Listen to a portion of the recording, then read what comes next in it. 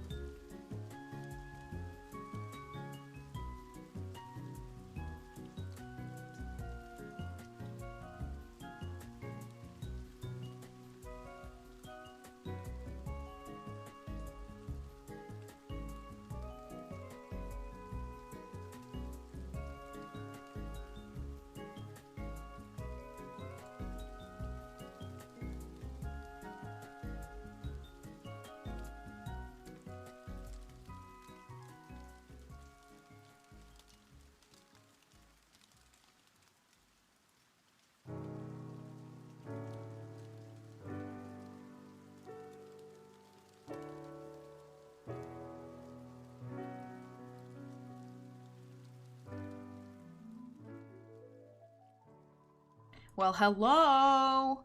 Good evening. Hello. It's me. I'm here. It's Tuesday. I was off today. And I spent it doing things around the house and also sweating because it's hot outside. And even though my air conditioning is on and works, it's still sweaty anytime I have to move around for more than a few minutes. So it's finally cooling down now that it's getting darker outside. Hello, Nicole. It's a pleasure to have you. I'm so happy that I'm finally streaming when you are around. I don't often stream this late, so. Oh! How'd you? Nice. Thank you so much. Happy Tuesday. Happy Tuesday. Thank you for the resub, Taylor and Coley.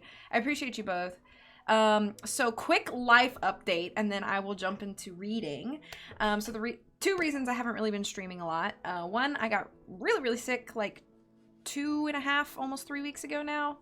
And so the time that I could have streamed, I was spent nursing my burning throat. And then last week I was better. And then last week I went to go meet my nephew.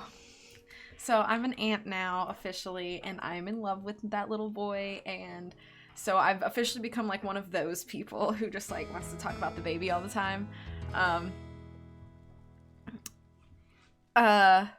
Thank you for the incoming hype train. Thank you for the hype train for 100 bits, Puffy. I really appreciate it. So being an aunt is delightful, and I'm having a great time.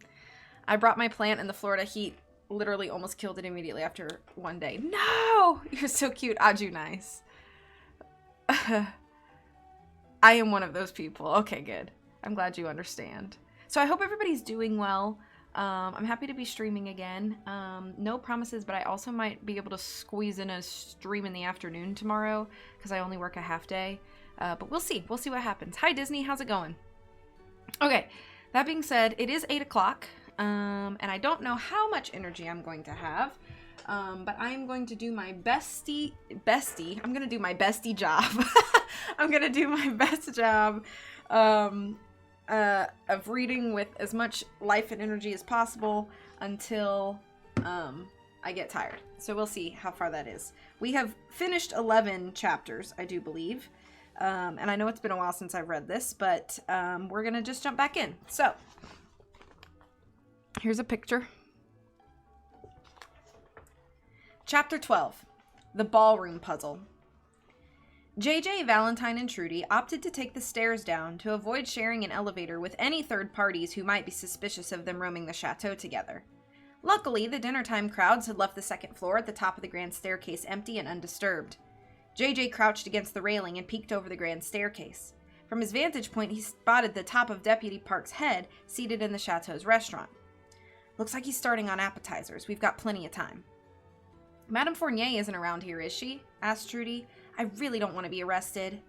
Doesn't look like it, kiddo, replied JJ, but being arrested isn't so bad. You should try it sometime. The trio snuck over to the ballroom doors. JJ kept his lockpick set in his satchel just in case, but knowing the rule of threes in comedy, he figured he wouldn't need them. And he was right.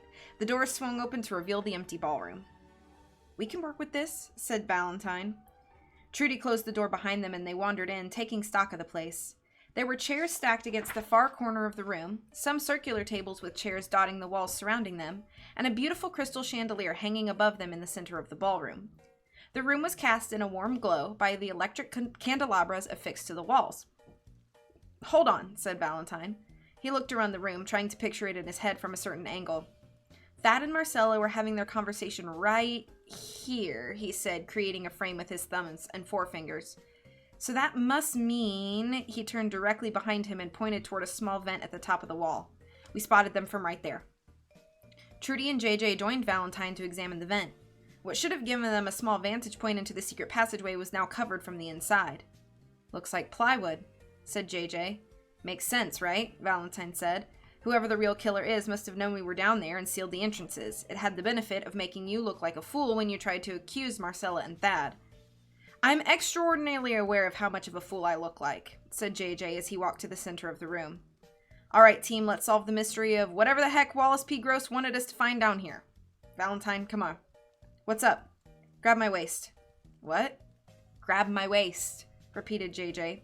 Wallace P. Gross wanted us to cut a rug, so we're gonna cut a rug. What's that gonna do? I don't know. There's probably pressure-sensitive plates that when pressed in the right order will reveal a hidden passageway or something that'll lead us to the treasure. And the murderer? And the murderer, repeated JJ. See, Wallace P. Gross was a master of creating puzzles, ain't that right, Trudy? Right, Trudy said absent-mindedly. She was off searching in another part of the room. JJ wrapped his arms around his brother in an awkward embrace and began swaying slowly back and forth. There's certain rules you play by when you're creating puzzles. First, you have to give the player a goal that they have to achieve. He twirled Valentine and pulled him into a tango, leading him around the room. Then you have to give the player tools to achieve that goal, he said, dipping his very uncomfortable-looking brother and bringing him back upright. Then, leaving his brother to do a little solo freeform work, JJ shimmied back toward the center of the room. So in our case, the goal is whatever Wallace left for us in here, and the tools provided to us are our slick, show-stopping dance moves. Arriving in the center of the room, he did a couple of high kicks and then worked his way into a tried-and-true windmill spin. He transitioned that into a classic b-boy freeze, resting with his hands on the floor and his legs in the air. You think we should try the cha-cha slide? He asked out of breath. Guys, come over here. I think I figured it out, Trudy said from the other end of the room. JJ broke his freeze, and he and Val rushed over to where Trudy was crouching by a stack of chairs. She was staring at the floor. What is it? Asked Valentine. Doesn't this piece of carpet look strange to you? She said, pointing down at the floor. Examining the carpet closer, the brothers noticed there was a small square patch that was slightly different hue of red than the rest of the floor. It was held in place by several loose stitches. Wallace P. Gross's mysteries were almost always about saying one thing, but meaning another, said Trudy. What if by telling you guys to cut a rug, he actually literally meant to cut open the rug? It's worth a shot, said JJ. Once I start doing the Cupid Shuffle, I've officially run out of ideas. He reached into his satchel and produced a Ghost Hunters Adventure Club branded plastic letter opener. The idea was to pass these out, and if hypothetically you were sent a ransom letter made out of pasted together magazine clippings, you'd be opening it with a novelty gift that had our logo on it. He wedged the letter opener in between the stitchings and began cutting. Before long, he had extricated the square patch, revealing a bare patch of concrete. Load of good that did, he said. Hold on a second, Trudy interrupted. She reached into the carpet through the hole they had created and felt around under it. Probing with her fingers, she soon grabbed hold of something. She pulled her hand out, revealing a small piece of paper that looked like this. What's that? Asked Valentine. Trudy held it to the light and turned it around in her hand. I think it's dance notation. The steps might correspond to a sequence of dance moves, but I don't know how this is going to help us. Oh, that's easy, said JJ as he grabbed the card and walked to the center of the ballroom. Remember what I said about puzzles needing tools to be solved? Turns out I was right all along. I just didn't have the right dance steps. JJ stood under the chandelier and pointed himself toward the entrance to the ballroom. These steps don't say where to start, so I'm going to orientate myself toward the door. As long as I've known Wallace P. Gross, he had an affinity for opening and closing doors. Valentine, may I have this dance? Valentine sighed and joined his brother at the center of the ballroom, giving him his hand. JJ wrapped one arm around his brother and placed his other hand, still holding the dance card, over his shoulder so he could still reference it. Couple steps this way, over to here, then we twirl around in a circle and we end up here. JJ looked at his brother. You feel any pressure-sensitive plates while we're dancing? Valentine shook his head. Right, then it has to be something else. He thought for a moment, making sure to maintain his correct position in the ballroom. I've got it, he exclaimed. JJ drew a direct line with his hands toward the wall he was facing, then walked directly toward that wall. Wallace P. Gross, you sneaky snake, he said. If my suspicions are correct, then this, he said, grasping the electric candelabra in front of him, is where we need to go next. And with all his might, he pulled down on the lighting fixture. At first, a crack formed along the edges where the brass met the wall, then the whole fixture came loose, pulling a chunk of drywall with it. The light hung by an electrical cord as dust settled around JJ's feet. Maybe there's another note inside the wall, he said. Peeking in, he only found more electrical wiring and some insulation. He left the light hanging off its cord and walked back to the center of the room. Well, the bad news is that I have committed serious property damage. The good news is that every failed solution brings us that much closer to the correct answer. Here's what I'm thinking. He walked to the center of the room and turned about face. Maybe Wallace P. Gross was more countercultural than I thought. Maybe he shunned the idea of doorways.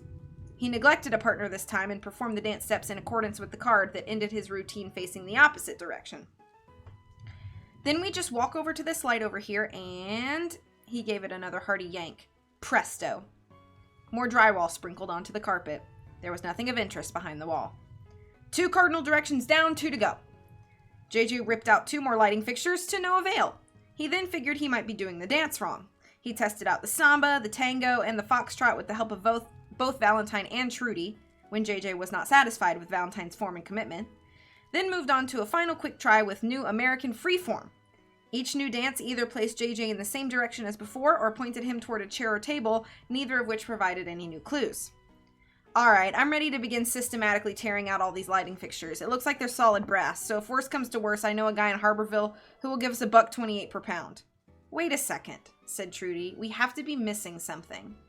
You're right, JJ said. How can we carry that much brass out of the chateau without anyone noticing? Is there a laundry cart we could use to take it out the back entrance? No, said Trudy, with the clue. Remember, it's always about saying one thing and meaning another? He was a master at hiding the truth in plain sight. You're right, said Valentine. Let me see that dance card again. JJ handed the dance card over to his brother, who studied it intently. If it isn't the dance moves that are the solution, Valentine said, and Wallace is known for hiding his clues in plain sight, then what are we left with? Valentine gasped. I've got it. JJ and Trudy crowded behind him. He pointed at the lines between the foot markers. What do those dots and dashes look like to you? That's Morse code! JJ fished out his own beaten-up copy of the Ghost Hunters Adventure Club field manual and flipped it over to the cryptography chapter. First, he transcribed the dots and dashes into a margin of the book so they looked like this. Then he referenced each set of dots and dashes to the Morse code table he had made sure to include in the field guide. Remind me to schedule some time for us all to memorize Morse code. I feel like that could come in handy later down the road. Once he'd figured out each character, they were left with a message. 677.64L665. Is it a phone number? Asked Valentine. It's 2 numbers too long for that, and 1 number short if we're talking about area codes, replied JJ, plus L's not a number. It's a Dewey Decimal System, exclaimed Trudy. How'd you figure that out? I like reading books. The 600s are the technology classification. There's a library 1 door over, said Valentine. JJ brushed off a bit of drywall that was stuck to his red sweater. Looks like we know where we're going next. Valentine led the trio out of the ballroom and slowly peeked his head out of the door, peering left and right. The coast is clear. Let's go. They closed the ballroom doors behind them and scurried past the grand staircase. Valentine opened the door to the library, breathing a sigh of relief that no one else was in there. He entered, Trudy close behind him. JJ arrived last. It was upon closing the door with just a sliver of light illuminating a portion of his face that JJ looked down into the lobby of the Grand Chateau. It was in that briefest of moments that he locked eyes with Deputy Park, strolling out of the restaurant while he worked his molars with a toothpick. JJ shut the door and put his back to it. Guys, we have a problem. What is it? Asked Trudy. Code Park. We spent so much time trying to figure out the ballroom, he must have finished eating. I don't know if he recognized me, but he looked suspicious. Also, he had the steak, judging by the fact that he was using a toothpick. I don't know if that's relevant to the situation, but I figured I should mention it. JJ frantically scanned the room for ideas. The jump out the window would be cushioned by the snow pile below, but the broken window would cause more questions. Too risky. There was once a vantage point looking into the library from the secret passageway, but that was too small and was now probably blocked off. No good. If he could find a way to string 2 books together, he could create a nunchaku for self-defense, but Deputy Park had a gun. Too dangerous. Unless he considers himself an honorable man, then he'd have to engage me in hand-to-hand combat. What was that? Asked Valentine. Nothing. JJ ran to the light switches on the wall and shut them off, plunging the room into darkness. Find a place to hide. Valentine and Trudy both slid under some lengthy mahogany tables at one end of the room. On the opposite end, JJ dove behind a shelf of books that created an island between another rack of books. The trio waited where they landed, frozen. JJ, what do we do? Valentine whispered from across the room. First step is to keep hiding. I haven't figured out the next step yet, but I'm all ears if you have any suggestions. Just then the doors to the library flung open. Deputy Park's body cast a long shadow along the darkened library. Trudy clasped her hands to her mouth and tried to slow her breathing. JJ kept scanning his surroundings for any bright ideas, but so far book chaku seemed like the only semi-reasonable option. Hey, is anyone in here? Asked Deputy Park. The only response was silence. He flipped on his flashlight and began sweeping it across the room. Valentine had to inch his way further to the side to avoid being caught in the beam. I'm an officer of the law, so legally you have to tell me if you're in here, or else I'm allowed to engage you in hand-to-hand combat. Nice, thought JJ, but he couldn't find any durable string to make the book chaku, and the crafting of it might create too much noise. Maybe he could push a bookshelf onto the officer, and everyone could run out in the ensuing chaos. He wondered how many years he would get in the clink for assaulting a police officer. An idea flashed through Valentine's head. He had to get his brother's attention. Leaning over to get an eyeline, he hissed, JJ! Deputy Park's flashlight swung over to the source of the noise. What was that? Although he maintained the composure of Harborville Sheriff's Department's finest, an astute observer could catch a hint of fear in his eyes. What Valentine wanted to say, if the whole team wasn't in the predicament that they were in, and a beam of light wasn't currently trained on him, was that he remembered something specific about Deputy Park the last time they were in a bind like this. Deputy Park had spoken at length about ghosts. Arguably more than a normal person would talk at length about ghosts. This led Valentine to believe that they could simply scare Deputy Park away. With ghosts. But things being what they were, all he could do was make eye contact with JJ and mouth the words, superstitious. JJ stared at his brother with a blank expression. I don't know how soup and dishes are gonna help, he whispered. The flashlight swung across the room toward the bookshelf that JJ was hiding behind. Who's there? There was a crack in Deputy Park's voice. With the flashlight beam off of him, Valentine summoned the courage to speak again. He's superstitious, he said in the loudest voice that could still be considered a whisper. A look of realization washed over JJ's face as the flashlight swung away from him.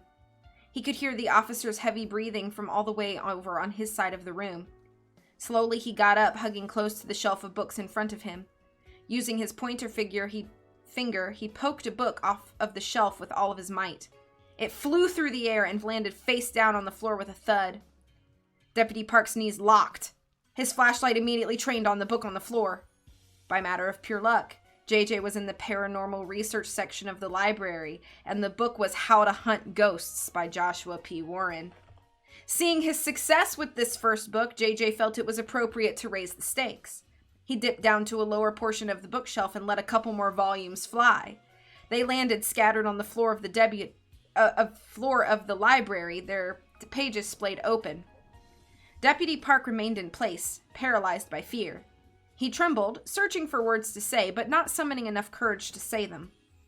Time for the big guns, JJ thought. He slid away from the bookshelf to get as close to the deputy as possible. In the scratchiest, most unsettling voice he could muster, he hissed, "Leave."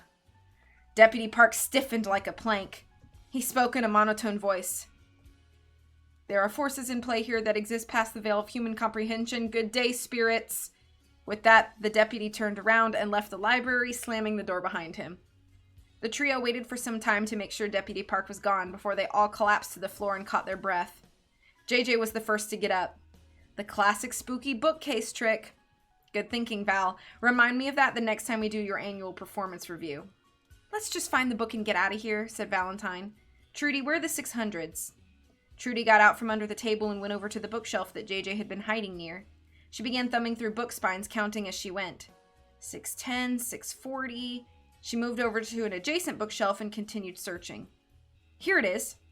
JJ and Valentine crowded behind her as she located the book labeled 677.64L665. Pulling it out, she examined the cover. The Complete Carpet Manual by Jerry Levinstein. Cute, said Valentine. Flipping through the pages, Trudy stopped at the chapter discussing spot carpet repair. Between the pages was a single sheet of paper cut diagonally. On it were jumbled letters that made no sense to them. I think this is the other half of the letter Marcella P. Gross received from her husband, said Trudy. JJ let out a heavy sigh. Guys, I think I'm going to have to do the hardest thing I've ever done in my life. What's that? Asked Valentine. I'm going to have to sincerely apologize to someone. That's the end of chapter 12.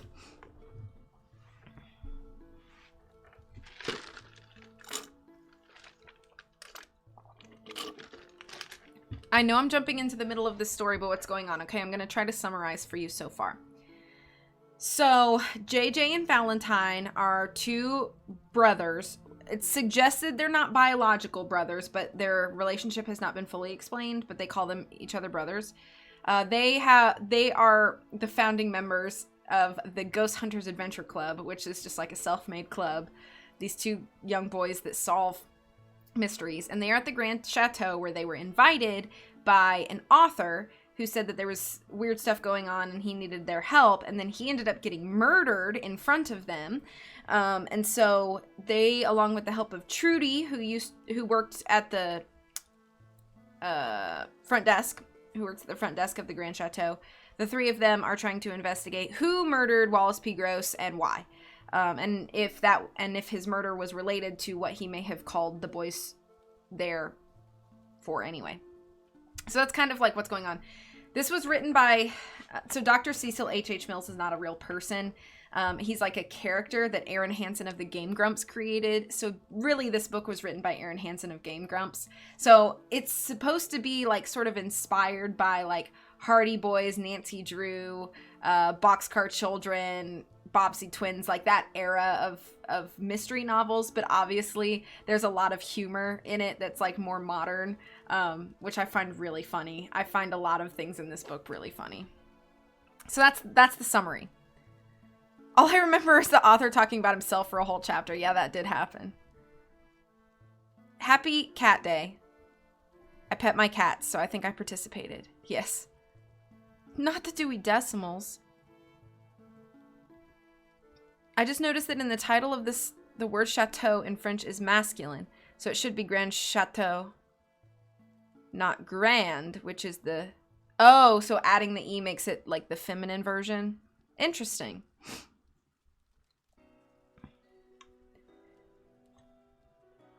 Also, hello, CJ. It's lovely to see you. Sparkling sour cherry with fruit juice. That does sound good. Hey, GN. How are you? Good to see you. Hope you're doing well. Thank you for the claps. I read a lot of books by David Wong, who apparently isn't a real person. I mean, spoilers, but Lemony Snicket isn't a real person either. So, Lemony Snicket was the character created by Daniel Handler to write a series of unfortunate events. But I am almost done with this beverage, so I need to go get another one because reading a lot obviously like makes my mouth dry. So I'm gonna go get another beverage, and I will be back in a moment. So enjoy yourselves for a moment with the music.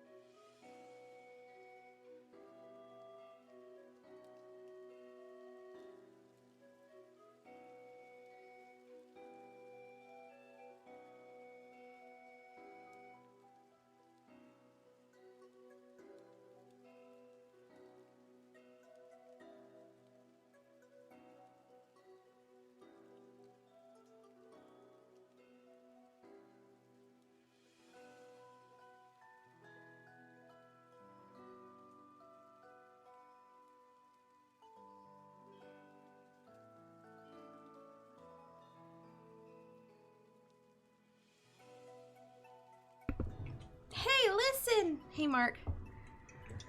Lemony Snicket is real? What about Beatrice? Beatrice is real. I've been simultaneously watching this lady cook on YouTube, and she is frying spaghetti? What? How would that even work? Thank you for the welcome back. How would that even work? I don't know. I don't understand. I don't understand cooking, I guess. I mean, did she like bread it and she's trying to like fry it like that? Like, I don't know. Do you have like the noodles and then you like coat them in sauce and then you coat them in breadcrumbs and try to fry that? Or batter and try to fry that? I don't know. I don't know how it works.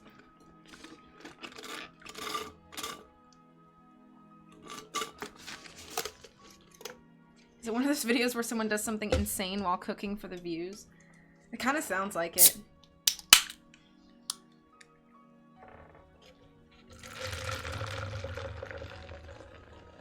She cooked it and then she fried it.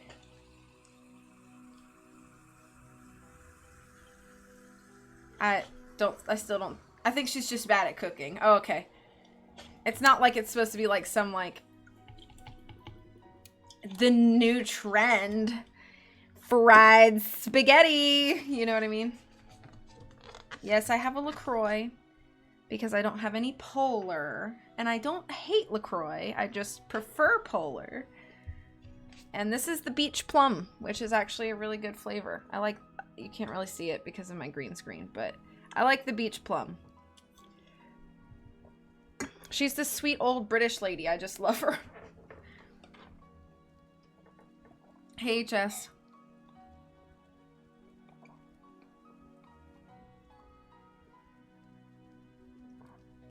I don't hate LaCroix either, but they're gonna remove her sponsorship. CJ, I've drunk LaCroix with you. I didn't know you hated it. Now I feel bad for subjecting you. It is a big cup. Chicken Salad Chick gives big cups. The only flavor of LaCroix that I like cannot stand is the coconut one, because I think it tastes like coconut bark and not like coconut flesh, which I know is a weird thing to say, but you love the coconut? Okay. All right. Flesh. I mean, what else do you call it? Coconut meat?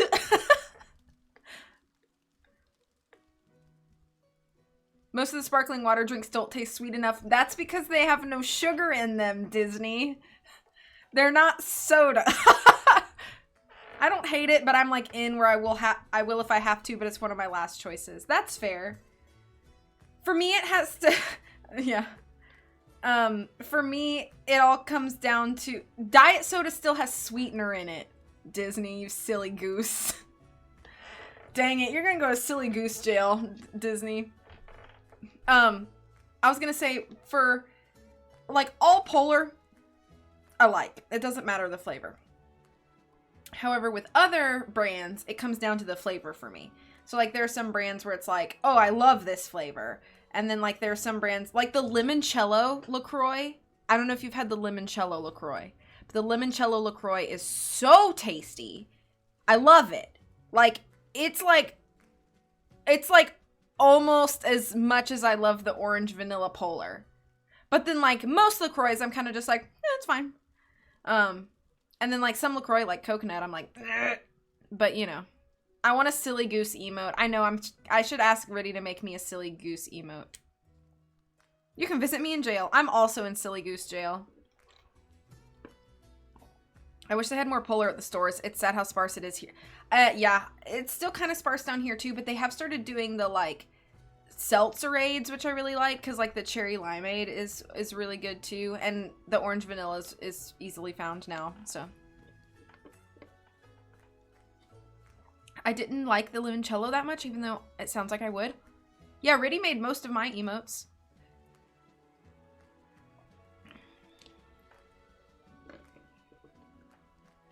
How come I didn't know this? I guess you just don't pay attention, my man. Yeah, I think Graham made like 3 of my emotes, and then Riddy made all the rest. So, yep. There's no orange vanilla here. No. Well, I know what I'll send you for Christmas. I'll just send you a palette of orange vanilla Polar.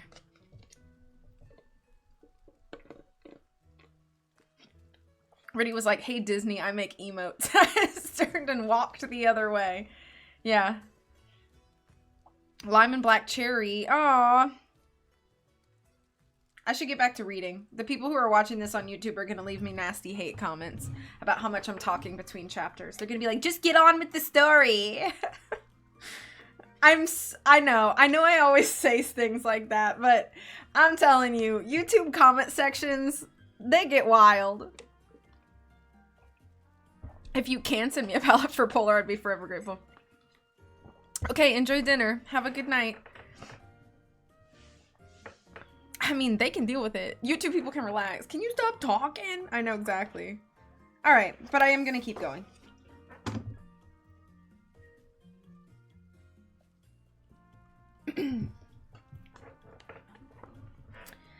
Okay, we're gonna show the picture. See the picture?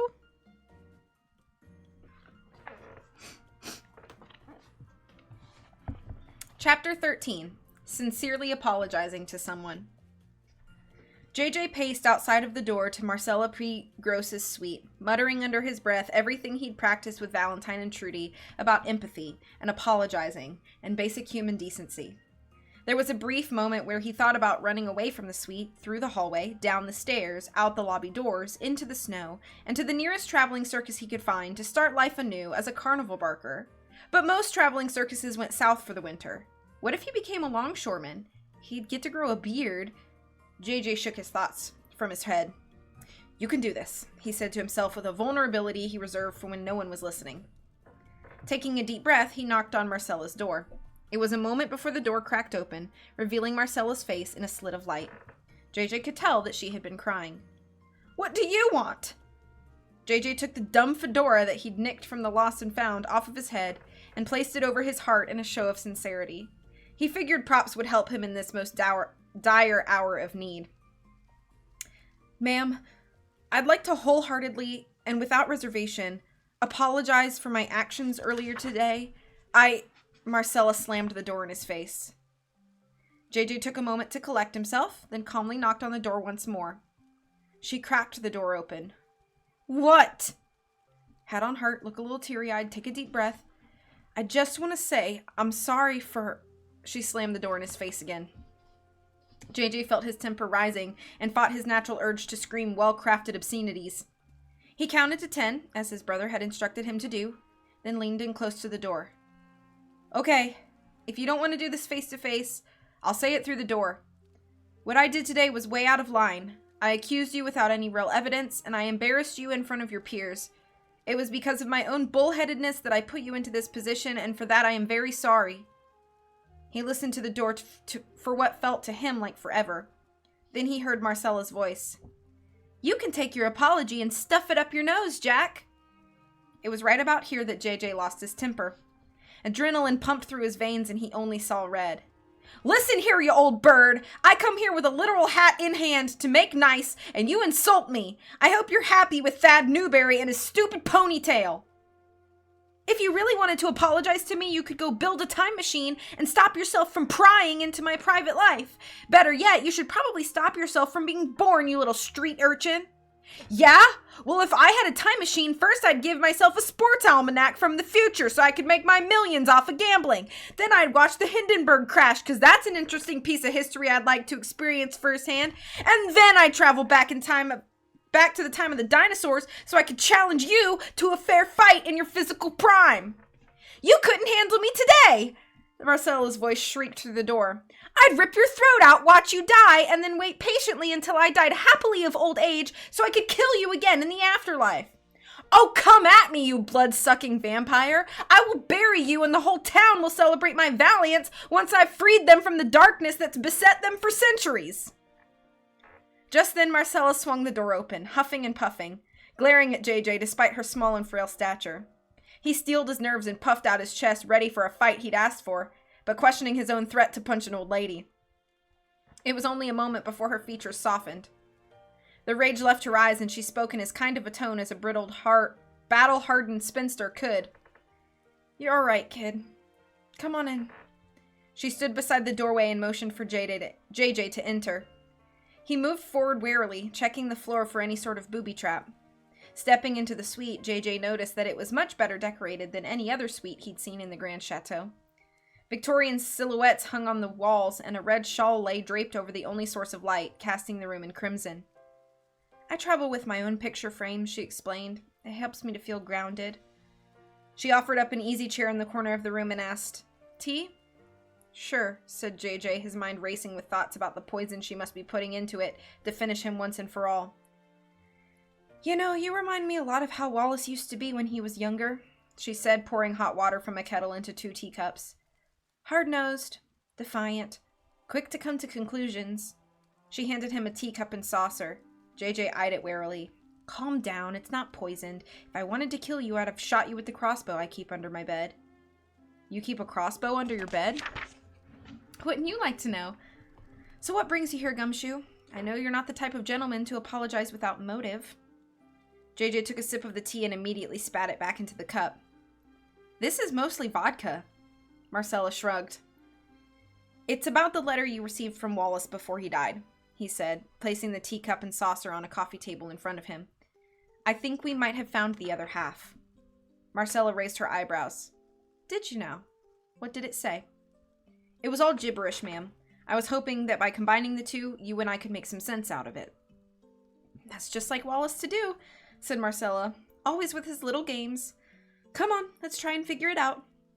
JJ pulled the diagonally cut piece of paper the team had found in the library from his satchel and handed it to Marcella, who sat down at her desk and produced her half from one of the drawers. JJ got up and looked over her shoulder. Combining the 2 sheets of paper into one, it now looked like this.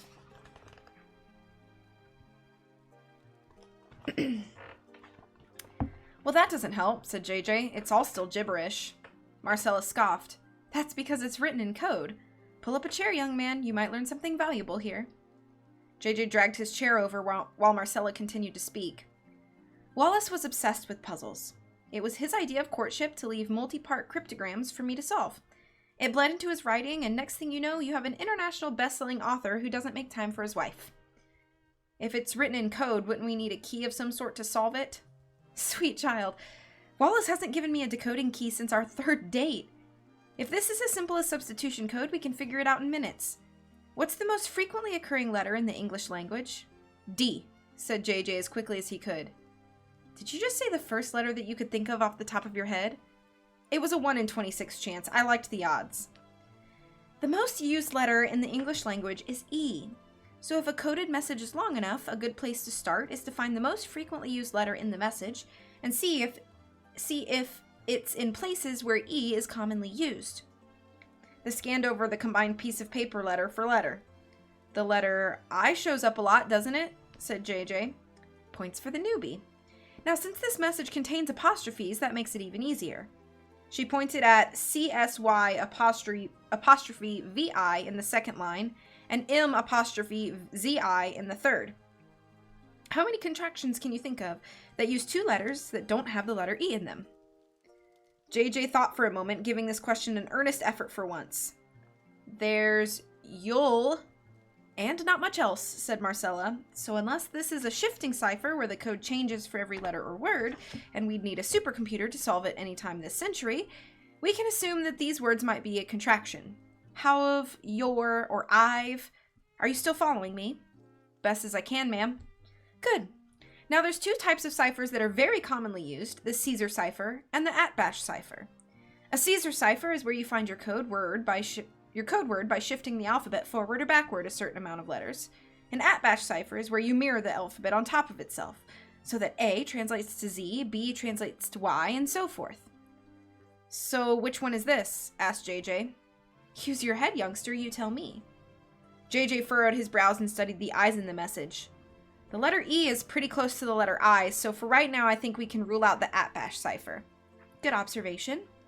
Then the letter E is 4 letters away from the letter I, so what if this was a Caesar cipher and the shift is 4? There's hope for you yet. So how can you test this out?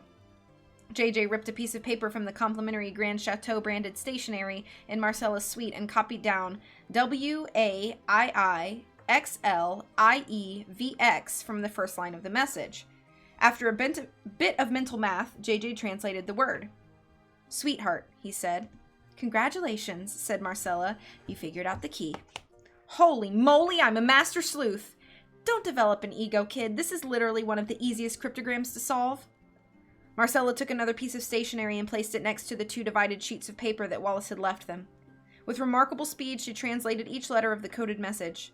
In a little over a minute, she had completed the puzzle. Her piece of stationery now read, My sweetheart, if you're reading this, then I've met my fate. I solved the mystery, John Grande's fortune. Time is short and I'm under surveillance. I left the information concealed in my new book, which I've hidden to be found. Marcella, never forget my love for you. Even now I can't be chafed about Thad. He will treat you better than I ever could. May the rest of your life be kind to you. Marcella sat in silence, reading and rereading the newly decoded message. JJ knew better than to interrupt her. He knew that he was going to die, she said. And he knew about Thad. Although I'm less impressed about that. Thad has a big mouth. I'm, sorry for your loss, ma'am. It seemed like Wallace really cared about you up until the end. He did. He was horrible to be married to, but he did care. Imagine having to solve 20 years worth of these types of puzzles on a daily basis. Sure, it's a cute thing to do for a proposal, but the bit grows old when you're holding up a piece of paper to a mirror to figure out what you have to get from the grocery store. JJ stared at the original coded piece of paper. This can't be it, though. What do you mean? I'm, glad you got some closure out of the recent events, but that means me and my team and I? Right, that means my team and I are at a dead end. We were finding and solving clues up until this point, but if this is all there is to it, then I have no idea where to go next. Marcella smirked. That's just like Wallace to do. To say one thing and then hide the true meaning within it. Let's look at that puzzle again. They stared at the original puzzle, searching for something they may have missed. JJ pointed at the handwritten note at the bottom of the page. Beware the monster at the end of the maze. We saw that down in the secret passage too. Could that phrase have something to do with solving the mystery? It could. It's absolutely Wallace's handwriting, but I'm not sure what we can glean from that.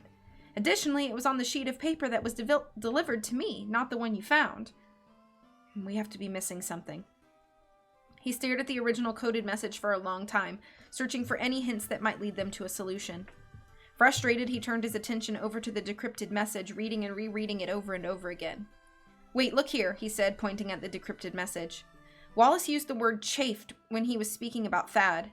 Don't you think that's an odd choice? He could have just as easily used the word mad or angry, and it would have had a better effect.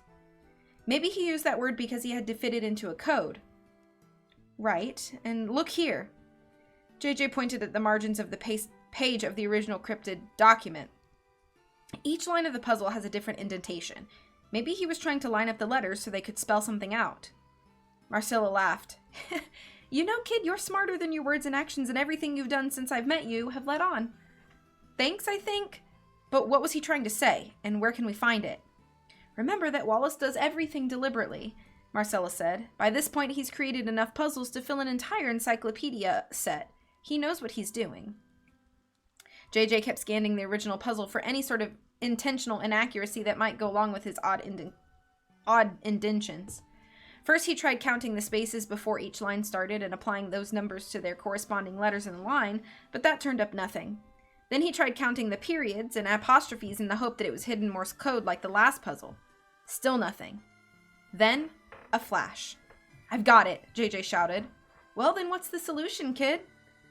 JJ pointed at the puzzle where it had been cut in two. Do you see how this diagonal line split the paper? It's not splitting it in half as you might have expected Wallace to do. Instead, it cuts directly through a line of letters. So if you follow the line on the piece of paper that was meant for my team and I, me and my team, learn your grammar, son, it's valuable. Right? If you follow the line on the letter that was meant for me and my team, then you get this set of letters. JJ grabbed the pen and jotted the following into a new sheet of paper. ALIVIAIJMVWXQIX. Now what does that translate to? Asked JJ. Marcella took the pen and made quick work of the code. Above the letters, she wrote, Where we first met. Where we first met, said Marcella. JJ looked puzzled. I don't know why Wallace would want us to go back to his study to look around. We've already combed that place for clues. Unless he meant where he and I first met. JJ jumped up, excited. I remember this. He told us that you two met under the big angel statue where you were sitting on that bench just after you threatened his life and gave us reasonable concern to suspect you of murder. Marcella nodded. That's the place. JJ put his dumb fedora back on and headed toward the door. Are you coming? There's treasure at the end of this trail. Marcella took a sip of her tea. I've had enough adventure for one lifetime. I received the closure I needed from the letter. You go on ahead. Just beware of the monster at the end of the maze, I suppose. JJ opened the door to Marcella's suite, then turned around to address her one last time. Thanks for the help, you vicious siren of the night. Marcella smiled. I will haunt your dreams. JJ closed the door behind him and stepped out into the hallway. He knew where the team had to go next, and they were that much closer to John Henry Grand's fortune. He'd just gotten into the elevator when he was struck across the back of his head, knocking off his dumb fedora. JJ dropped to his knees, his vision blurring and fading around the edges. As he fell over and the world turned to black, the last thing he remembered was the sensation of being dragged along the carpet of the 4th floor of the Grand Chateau. That's the end of chapter 13. Man, JJ getting knocked out like Nancy Drew on a normal week. Let's see.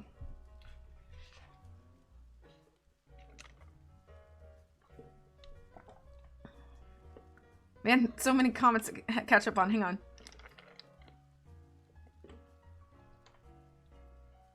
The website where I bought Polar to have shipped to me before is defunct. No! YouTube, this was a live Twitch stream, so chill. Yeah.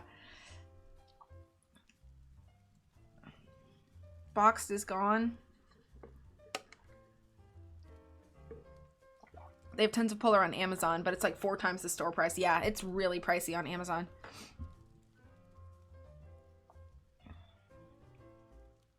You old bird. BTTF reference? What's that? What's BTTF?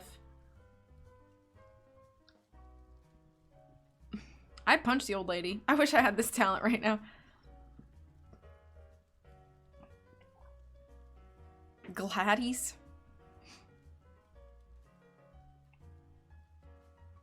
If I didn't think it was weird to mail a singular can of BBW, I'd send you one. Different gumshoe. Speaking of old people, I'm so happy to know the story of eBay Granny. Oh, did Disney tell you the story of eBay Granny? If I could make you stop and take a look at me instead of just... Thank you so much, Brittany, for the resub. I'm catching up on chat. Give me just a moment.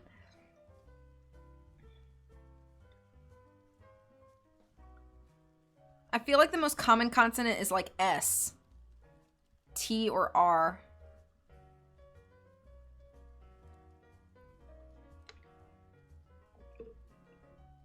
What's a consonant? Disney, are you being serious?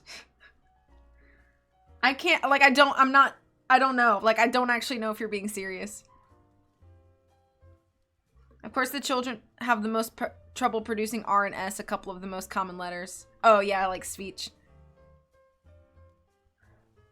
I have an itty bitty lisp. That's okay. Sometimes when I talk fast, I can't donth. Oh, I can't do TH is probably what you meant. I haven't had the pleasure to hear Coco voice yet. Coco be streaming sometimes. Coco claims she sounds like Miss Piggy. That is not true. It's not super noticeable, but I think when it's morning and I'm still kind of mumbly, it's super obvious. I did not know my voice went so deep, and then I listened back and I'm like, why y'all watch me? Everybody hears their own voice different than how everybody else hears it, which I think is so weird. But then, like, you can... So that's why sometimes, unless we're, like, used to it, it's, like, hard for us to, like, recognize our own voice in, like, recordings. Isn't that strange? It's, like... I was reading a thing about, like, the science behind that, and it's just, like, because of the way that, like, you also get, like, part of your own voice internally in your head. It changes the way that your, like, ear interprets. It was crazy. I was, like, crazy. Yeah. You know, I'll get it wrong if I try to explain it, but... I missed the chat because I was looking up letter frequencies and IDK if anyone else did.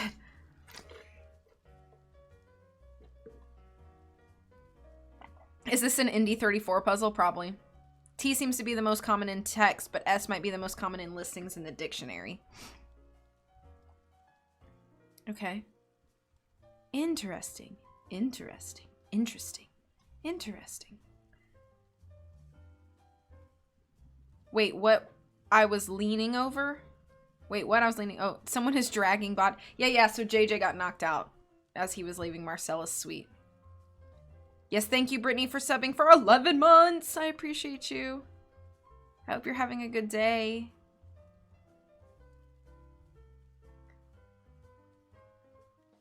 I'm probably being serious. A consonant is any letter that's not a vowel. Do you know what a vowel is?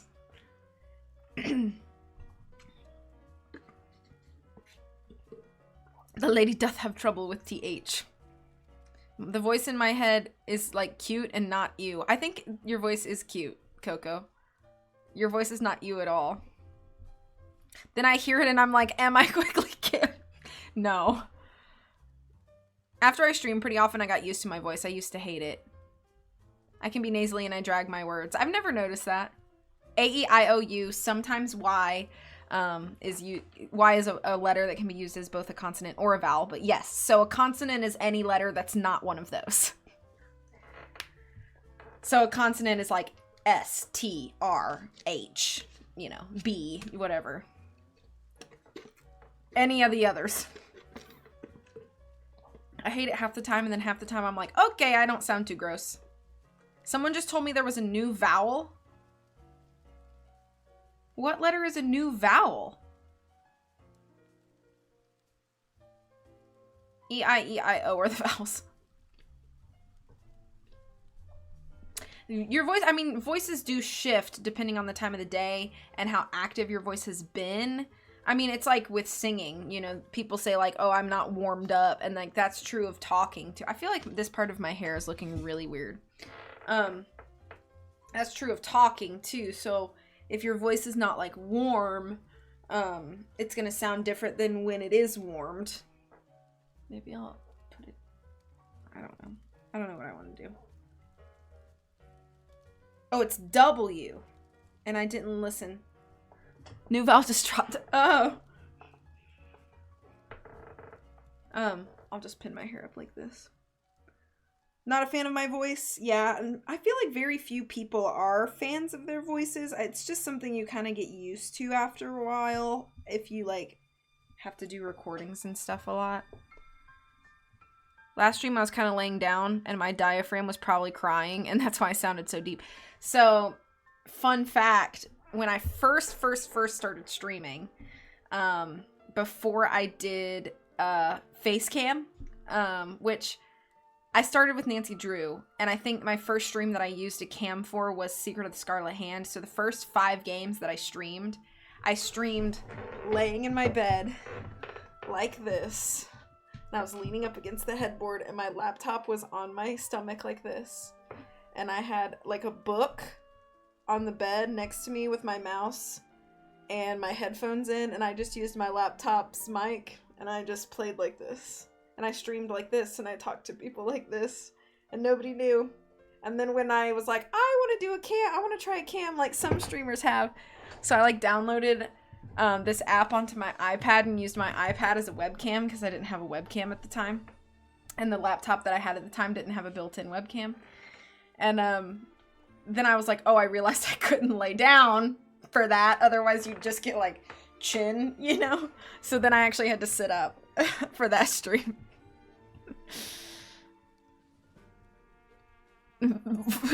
W is a vowel like in pone.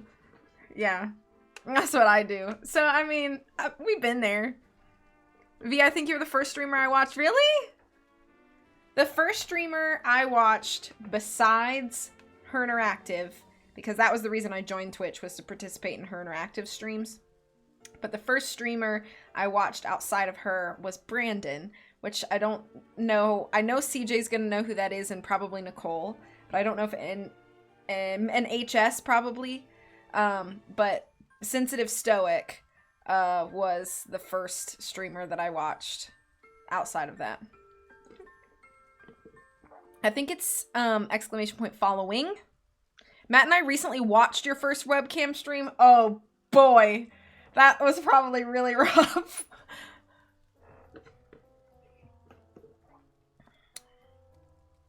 Well, I mean, Brandon doesn't stream frequently anymore. So, it's possible that, like, Coley and Coco and Disney have never met him before. He hangs out in Shannon's stream still. Apparently, he moved to Colorado. I know when he was in town... It was like February 2020. It was like right before COVID hit. Because that happened kind of like in March. He came to Charleston on a work trip. And me and him got to hang out. We went and got coffee and, hung out for a little bit. It was nice. I had a good time. And I haven't really talked to him since, which is a shame. I should send him a message and see how he's doing, but... He streamed Tangle Tower in April and I missed it? Oh, no! Oh, let's see. CJ followed me 7 years and 3 months ago. Holy flip. Nicole followed me 6 years, 11 months ago. 3 weeks. So you're literally we're almost at our 7-year anniversary, Nicole. Puffy followed me 3 years, 10 months ago. So almost 4 years. I think I've seen him in CJ's chats. Maybe, that's possible. Coco followed me 2.5 years ago. Holy cow, the years just fly. Timo almost 7 years ago. Coley 3 years, 4 months ago. I should have told you about the Tangle Tower. I don't know why I didn't think of it. It's okay, it's okay. HS 7 years, 3 months ago. Yeah, it looks like HS followed me right after my first stream, which was April 13th, 2016. That was my first stream. So HS followed me 3 days after.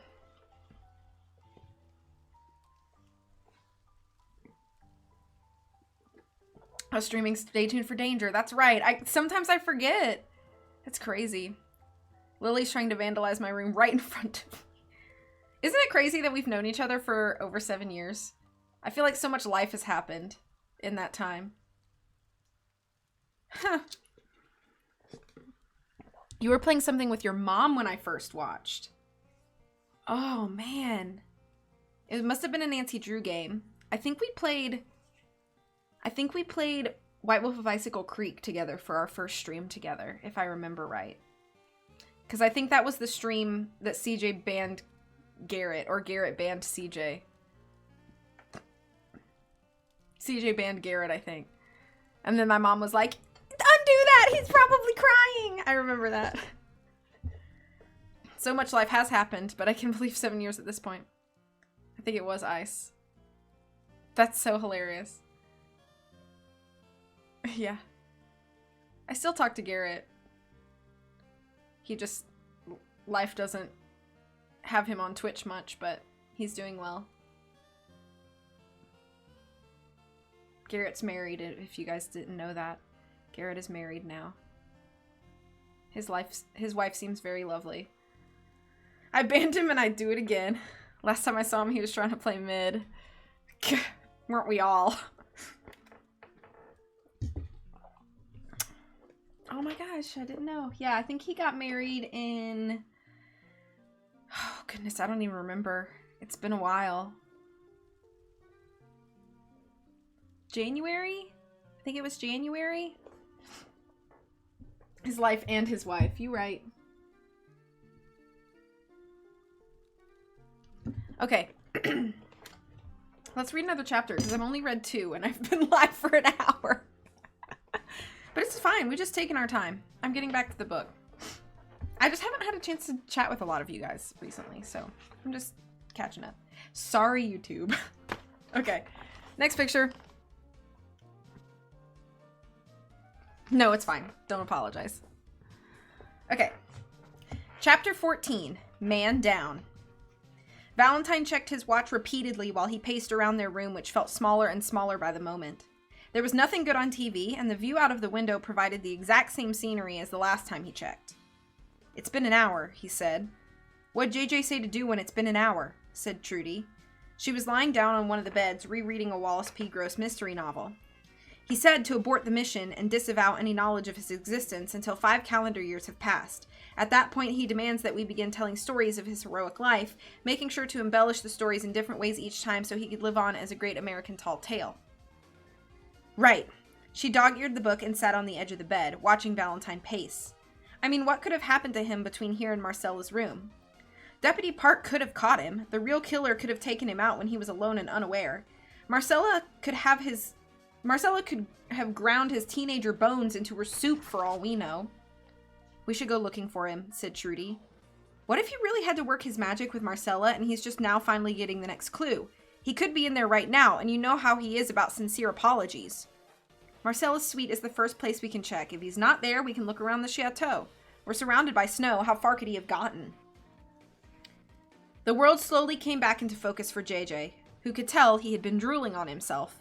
He tried to massage the dull ache in the back of his head, but found his arms were tied behind his back. His legs didn't fare much better. They were bound to the legs of the chair he was sitting in. Attempting to speak, he found his mouth was bound as well. The handkerchief was soaked in drool. JJ fought the urge to panic. His Ghost Hunters Adventure Club training had prepared him for the unlikely event. He was incapacitated by an unknown assailant and woke up bound and gagged in a foreign environment. He'd devoted an entire chapter to it in the field manual. It was cold wherever he was. The drool had formed into frost on certain parts of his sweater. He was losing feeling in his extremities. The lone source of light in the room was a lamp hanging from the ceiling by a cord, swaying slightly and casting harsh shadows along the wall. Looking around the room, he cased his surroundings. He was in a room with sheet metal walls. There was a small ventilation window on one of the walls near the ceiling, but it was impossible to reach. Hanging on the wall in front of him was a gigantic saw. Below it was a workbench filled with a variety of fear-inducing power drills, augers, ice picks, band saws, vice grips, and his heart leapt. His satchel hung on the wall among the tools. It was out of reach for him, his being tied to the chair and all. He would have to find a way to get to it. Lying in the far corner was the frozen body of Wallace P. Gross, propped in a sitting position against the wall. JJ fought back another gasp, seeing his own grisly fate in the exploded head of the now-dead author. I've seen enough true crime documentaries to know when I'm in a kill room, he thought, quickly shooing the words from his mind. I couldn't have been out for long, so I must not have gone very far.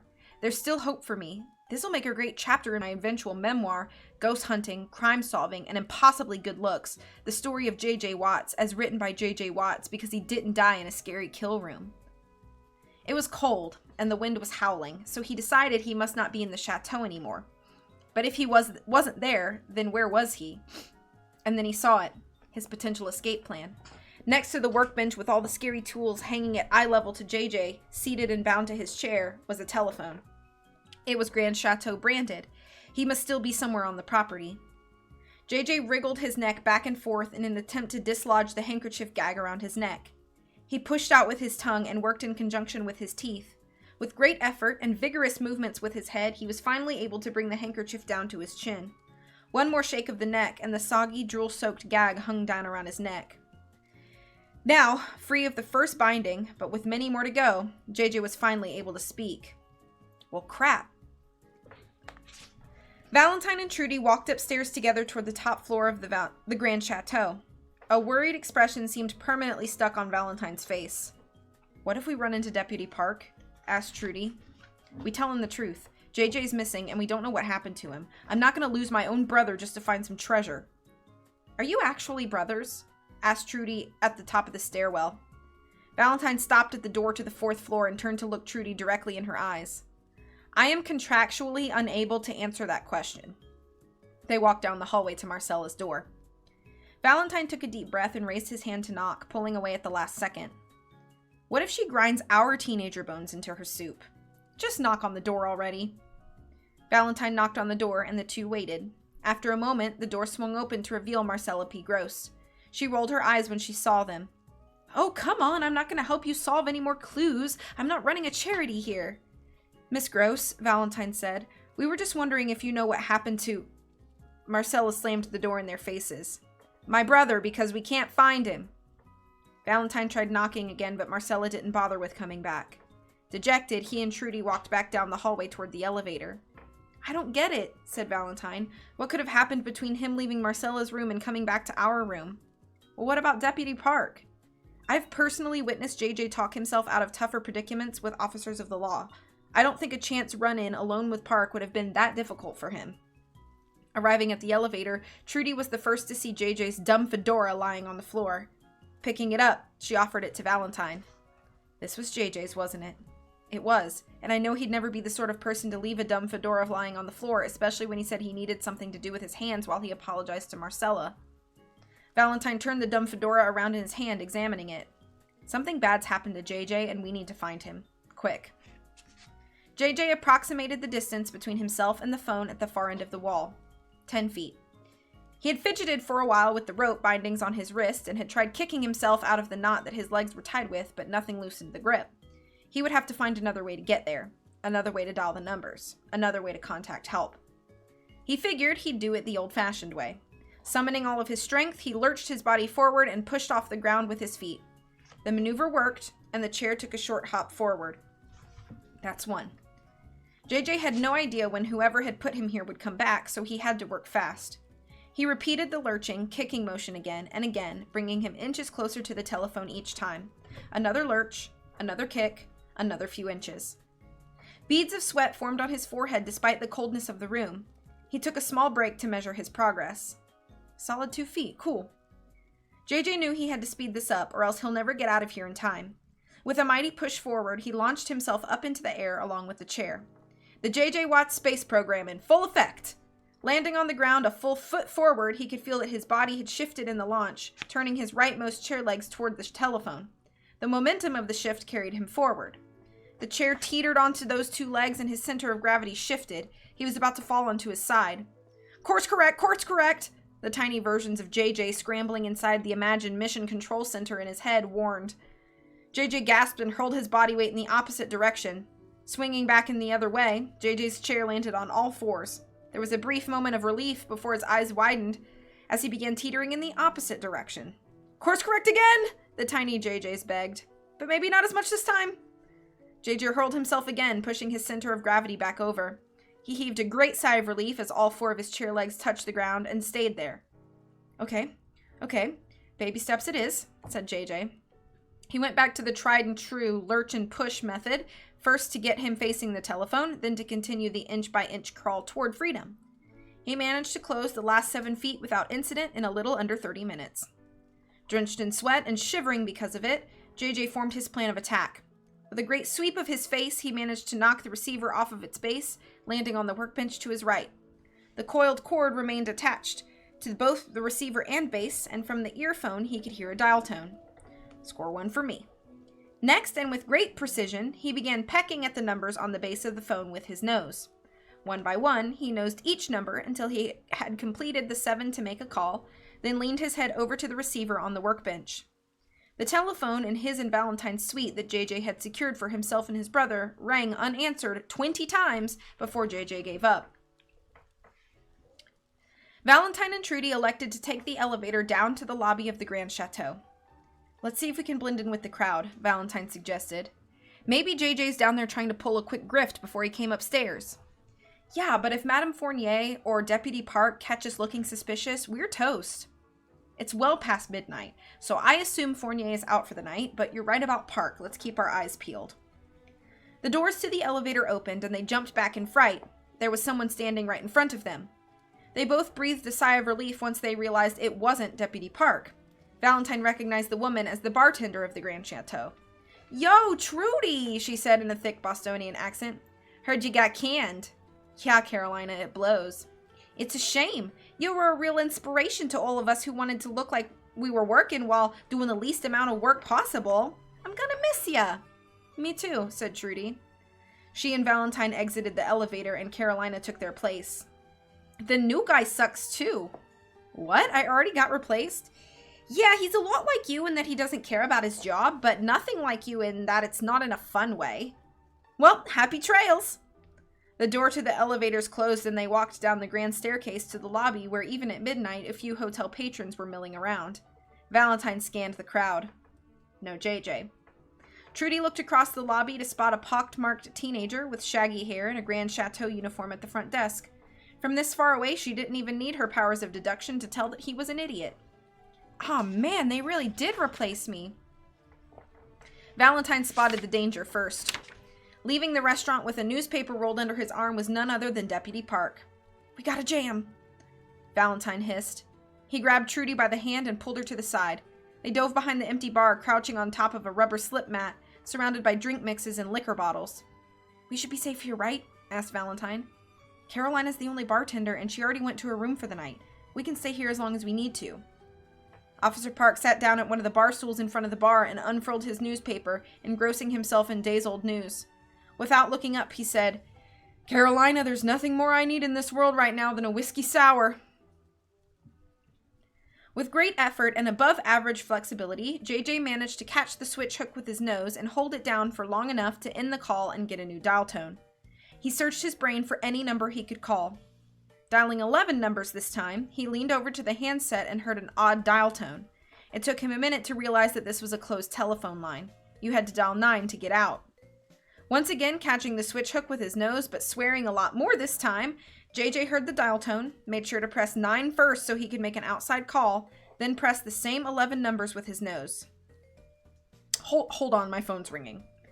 I walk over to the kitchen in my cabinet and pick up the handset, hook my fingers into the base, and bring it over to the kitchen table. Settling down comfortably, I answer. Hello? Doc, things are pretty bad. Oh, hey JJ, you caught me in the middle of writing. What are you calling me about? You sure as Susie know what I'm calling you about. I'm strapped to a chair in a kill room. Whoa, slow down, kid. First of all, it's not a kill room, and I resent that you'd call it that. This is a teen novel after all.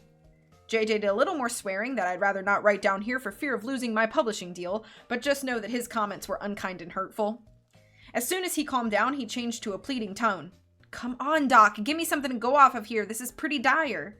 Absolutely not. That's the problem with you kids these days, always looking for handouts. I'm not running a charity here. You already used that line when Valentine and Trudy spoke to Marcella. You're not supposed to know that since you weren't in the scene when that took place. There are a couple more profanities here. I'm sorry, son, you're just gonna have to call someone else. I hang up the phone to desperate protestations and sit back down to write. This book isn't going to finish itself, despite how badly I want it to. Trudy knocked against some of the liquor bottles stored next to them. She looked to Valentine for help, who looked just as lost as she was. You got it, Park, she said. What are you doing? Valentine hissed. I don't know, I panicked, so I responded. Not that, you know Carolina has an accent. Short O's and no R's. I parked the car in Harvard Yard. Keep him busy and I'll make the drink. He immediately began searching the storage shelf for good rye whiskey. Everything okay over there? Asked Deputy Park. He remained nose deep in his newspaper. It's frickin' fine back here, said Trudy. She shot a glance at Valentine. Do you even know how to make a whiskey sour? I did a lot of things before I became a private eye, and lying about my age to bartend may have been one of them, he said. They don't have a premix, so I'm gonna have to squeeze some lemon juice. Could you hand me the simple syrup? You know, Carolina, said Deputy Park, still transfixed on his reading. This cop business can be too much for one man to handle sometimes. I hear ya. What's on your mind, copper? Deputy Park gave a resigned sigh. Sometimes I wonder if there's more to this world than we think we know. Do you believe in the paranormal? Like frickin' ghosts and whatnot? Trudy turned to Valentine and shrugged. Valentine leaned over to Trudy and whispered, Let's Southie add some upper-class townie to it, he said as he cracked an egg and separated the whites into a metal shaker. What are you doing? Whispered Trudy. It creates a good froth. It's a nice mouthfeel. Just keep him talking a little while longer. It's just, Deputy Park gulped. I was up in the library a bit ago thinking I saw something when a chill runs through my spine.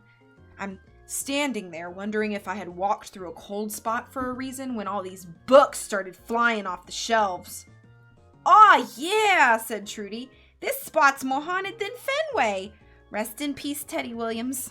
Rest in peace, Deputy Park nodded.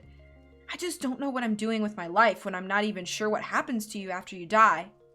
Me, I think what happens when you die is that you go up to the big 3-decker in the sky and all your boys are there and your Gramps is grilling.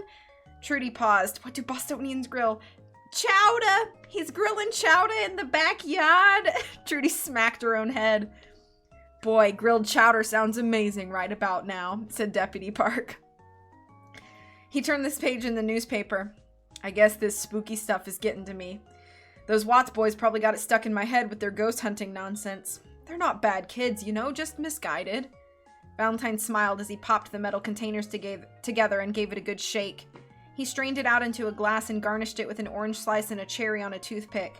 Handing it over to Trudy, she reached up and no look slid it to the sheriff's deputy. Here's looking at you, pal. Thanks, Care, he said as he no look reached for his drink. What do I owe ya? It's on the house, Mac. You work too hard. You're a sweetheart, Carolina. He took a sip and raised his eyebrows. Carolina, this is the best whiskey sour I've ever had in my... The blood drained from his face when he looked down across the bar to find no one there. Rusty Tibbets was an idiot. Worse yet, he was an idiot with a job. At the age of 16, he was dragged by his parents up to the Grand Chateau for a ski weekend that turned out to be the most boring weekend of his life, snowed in and stuck with his parents playing gin rummy. He spent the first day, when that strange writer was murdered, running around the chateau grounds looking for kids to bully. When he got tired of that, he watched reruns of daytime talk shows until his eyes bled. By the next day, he was ready to walk out into the snow and take his chances down the mountain. He couldn't stand his parents, couldn't stand his peers, and he couldn't understand those strange detective guys who kept messing up everything for people. If he only brought his video game console, then maybe this weekend wouldn't have been so bad. Rusty was in the crowd when that JJ fella started yelling about murderers. He walked up the grand staircase to the study with the throngs of people and tried as best as he could to hear what that guy was screaming about, but he was standing in the back, so all he could make out was that the guy made an old lady cry. For some reason, the lady who managed the place came up to him after him. Madame Fournier or something like that. You look bored, young man, she said. I am bored. Splendid. I just had a job open up as the front desk receptionist. Do you have any experience in that position? No, was his honest and unelaborated answer. She looked a little cross, but pressed onward. Are you interested at all in the world of hospitality management? It's a lucrative career path, and you get to meet so many interesting people. Not really. I was kind of just here to ski, but we can't do that right now. All right, well, you can just sit at a desk and answer a phone in exchange for money until the snow is cleared and I can hire someone new. Rusty thought for longer than it should have taken a reasonable person to answer this question. Sure. Lovely, said Madame Fournier. Welcome to the team. It was after that conversation and a 15-minute training session that he half listened to that Rusty found himself where he had currently been sitting for the last several hours, the front desk reception area of the Grand Chateau. He spent most of this time doodling elaborate genitalia on the provided Grand Chateau branded stationery. That's not what I expected to read. It had been a relatively slow day as far as Rusty knew. Nobody had stopped by to check in or check out on account of the snowstorm, but the computer in front of him did have solitaire. He gave up on it after one try. And so it was that Rusty Tibbets was busying himself with people watching late at night when a phone call came in, something he was neither trained in dealing with nor interested in learning. He picked up the phone. Grand Chateau. Oh, thank Christmas I finally reached someone, said the voice on the other end of the line. Listen, I've been kidnapped and I'm trapped somewhere I'm not familiar with. All I know that it's somewhere on the Grand Chateau grounds because I'm using your phone right now. Whatever they had trained Rusty in, it was definitely not this. I'm sorry to hear that, sir. How may I assist you? Okay, take a pen and notepad out because it's going to be complicated. I'm going to need you to... Did you get the pen and notepad? Right beside me, sir. Okay, I need you to track down Valentine Watts and Trudy De La Rosa. They're supposed to be in room 337, but I called and no one answered. Valentine's a moderately handsome guy, but not too handsome. He's probably wearing a powder blue sweater and his glasses. As for Trudy, I think you used to work with her. Dark hair, glasses, know-it-all attitude, real delight at parties. Once you find them, I need you to tell them exactly what I'm telling you now. That I was kidnapped and I'm trapped somewhere around the chateau. It's cold and I can hear the wind outside, so I don't think I'm attached to the building if that helps. They'll be smart enough to figure out where it is and save me. Did you get all that? Every word of it, sir, said Rusty Tibbets. He looked down at his notepad to admire the new elaborately drawn sketch he'd just crafted. This one was maybe his best yet. Thanks, pal, you're a lifesaver. Rusty finally remembered the one bit of training he had paid attention to earlier in the day. Be courteous. No, sir, thank you. Please enjoy the rest of your stay at the Grand Chateau. Don't hesitate to call me if you have any questions, comments, or concerns. He hung up on the phone and started another drawing. Practice made perfect. Deputy Park slowly lifted himself from his bar stool and backed away from the bar. He tried forming words, but the best he could manage were bumbled consonants and teeth chattering. Making sure to keep his eyes on the bar, he made the cautious mechanical turn toward the elevators by the grand staircase. Satisfied he had disengaged with the spirits, he began his hurried walk to safety. Looking up from the doodle he'd just started, Rusty Tibbets saw Deputy Park walking away as if he had to go to the bathroom. Hey, police guy. What should I do if someone calls up the chateau telling you he was kidnapped and woke up somewhere on the grounds where it's cold and he can hear the wind outside? From their crouched positions behind the bar, Valentine and Trudy overheard the conversation. Valentine managed to stop himself from gasping by holding his hands over his mouth. You tell him no one knows what happens when we die and to love your wife and children and family and friends while you can, because who's to say you can see him once it's all over? Deputy Park hurried to the elevator and breathed a sigh of relief as he ascended to his room. Rusty Tibbets shrugged. He didn't leave a callback number. That's gotta be JJ, Valentine said. But where is there a place on the chateau grounds that isn't attached to the chateau itself? Trudy thought for a moment, running through her knowledge of the chateau as it has existed in warmer months when everything wasn't covered in snow. She snapped her fingers. I've got it. He must be in the storage shed. It's out in the back by the courtyard. We store all of the tools out there. We better hurry. We don't know how much time JJ has left. They waited until they were certain Deputy Park was no longer in the lobby before peeking their heads out from behind the bar. The only other person there at this late an hour was the new guy at the front. They ignored him and dashed to the back doors that led out into the courtyard. That's the end of chapter 14.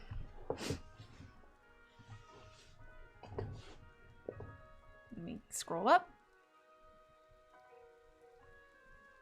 Brandon! I had just mentioned you. How are you doing? It's been so long. I hope you're well.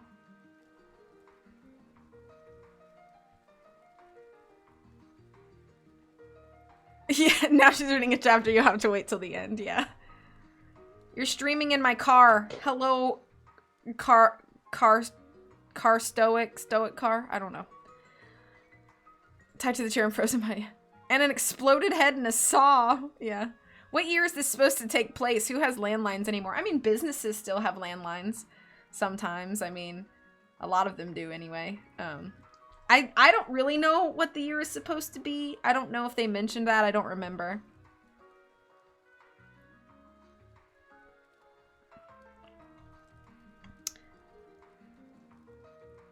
I like this voice. Which voice? The terrible Boston accent I did. I do think it's crazy I don't know phone numbers anymore, even ones of the people closest to me, because it's just in my phone. But I can tell you the landline number of lots of random folks from childhood when that's all we had. Whiskey sounds like a nice stream. Oh, that's cool, Coley.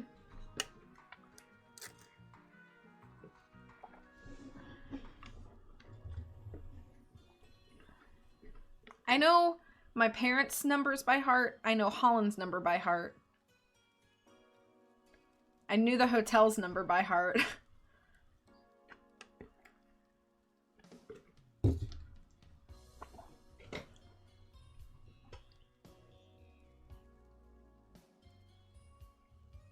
I miss a phone that was just a phone.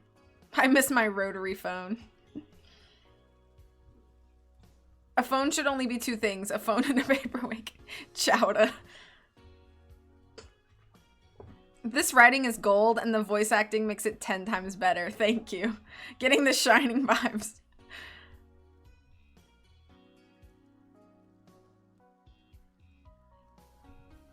I did not expect to hear that sentence. I did not expect to read that sentence. That's why I was like, we're talking about genitalia now. I wish my name were Rusty. Do you want me to call you Rusty? Affectionately, obviously. This is like in Split when she's on the walkie-talkie, like, help, I've been kidnapped, and he's like, stop prank calling me. Apparently the second I walk in the house, y'all talk about me again. I've been kidnapped, by the way. Is your refrigerator running?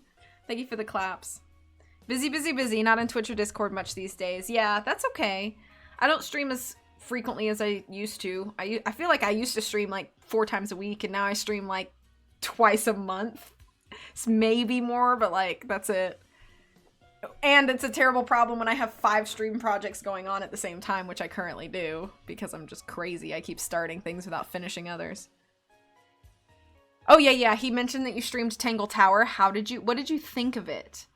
Tangle Tower, I adore that game, and I think it's wonderful. But I also really liked the first, like, the Detective Grimoire Secret in the Swamp game, too, that was, like, the predecessor to Tangle Tower. But I just adored Tangle Tower, and I streamed it, and I think that's how CJ learned about it, if I'm right, but Tangle Tower's so good. I'm glad you liked it. I don't know Kawai's anymore because she changed it when she got married. I don't know Sarah's because, like, she changed it when she got married. If you remember to call me Rusty, you can Papa Nugget. I forgot about Papa Nugget being one of my affectionate nicknames. It's okay, V. I think I've officially retired as a streamer. No! You can come out of retirement. Comebacks. I played both. Okay, guys. You guys got me in them, and it felt like playing Nancy Drew vibes again, yeah. That's about to be me, though. I need to finish Ace Attorney before the new trilogy comes out. Yeah.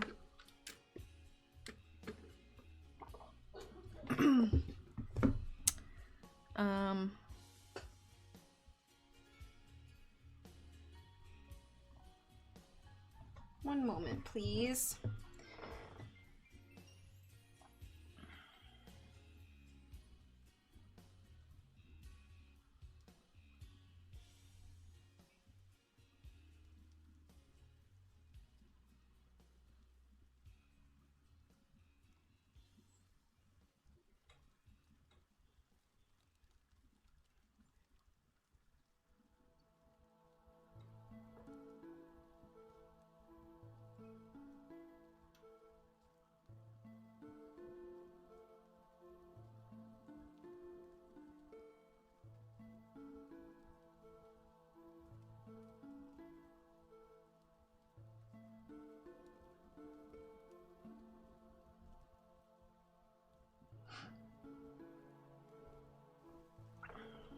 Okay.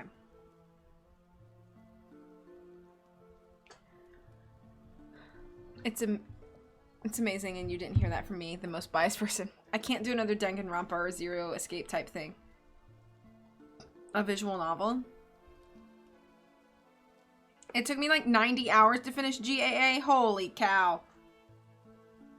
So when I get to it, yike. Doki Doki was at least kind of short. The best visual novel is the pizza delivery boy who saved the world, obviously.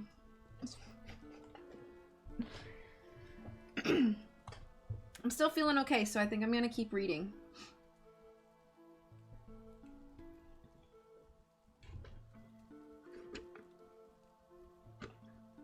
Too Many Santas is also fun.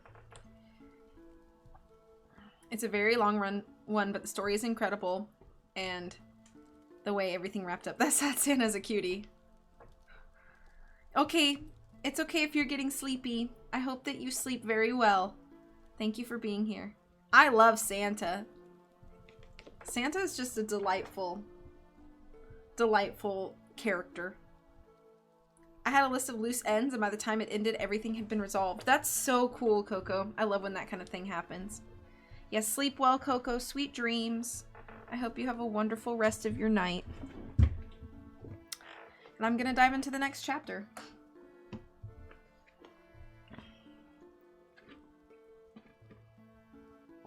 Oh, thank you, Branton, for being here. Thank you.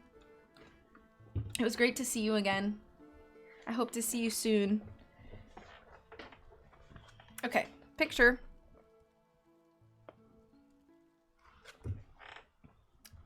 Chapter 15, Fight Scene. Valentine and Trudy burst through the back doors of the Grand Chateau, running at full clip into the snow. A set of footprints pockmarked the deep drifts leading to and from the storage shed out near the edge of the woods. Travel was slow once they began trudging through the drifts, with each step sinking down to Valentine's upper thigh. The two shivered from the cold, but pressed onward. Out of breath and sucking in cold air, they reached the shed. Faint light was emanating from a small window at the side of the building. Valentine pulled on the door. It's locked. Is someone there? Came a faint voice from inside. If you're my assailant, I have to warn you that even though I'm tied to a chair, my fists are registered as deadly weapons. JJ, it's us, Valentine shouted. Hang tight, we're gonna get you out of there. Can't you pick the lock? Asked Trudy. That's a JJ skill set. He could probably talk me through it from the other side of the door, but the lockpick's in his satchel. JJ, Trudy yelled, is there any way you can unlock the door from the inside? No dice. I got a little overzealous with phone calls and ended up on the floor. I'm still tied to a chair if that helps. It didn't help. Valentine and Trudy circled the shed looking for a usable point of entry. Upon spotting the tiny windows, Valentine pointed at it. If I give you a boost, will you be able to make it through? I could try, Trudy replied. Trudy put her foot onto Valentine's interlocked fingers, braced herself on his shoulders, and he lifted her up. She tried the latch on the window. It's locked. Do we have anything we could smash it with? Trudy hopped down, and they searched for a rock in the snow by the woods. Finding one, Valentine hurled it at the window. Watch out! He yelled as shattered glass showered on top of JJ. How many times do I have to tell you? JJ bellowed from his position on the floor. Yell watch out, and then throw the dangerous thing? Valentine hoisted Trudy up once more. She picked the remaining pieces of glass out of the frame and was just small enough to slide through the small opening. She hooked her arm into a water pipe that ran across the ceiling and used it to swing down gracefully onto the floor of the shed. JJ was tied to a chair resting on its side. Hey, he said. Looking into the far back corner, Trudy gasped at the frozen body of Wallace P. Gross. Oh yeah, said JJ. I figured he got stored here so he wouldn't be a bother to the hotel patrons. Grim stuff, right? Trudy went over to the door and unlocked it, letting Valentine in. He immediately grimaced at Wallace P. Gross's body. Cold storage? He asked. Yup, replied JJ. The two lifted JJ upright before beginning to untie him.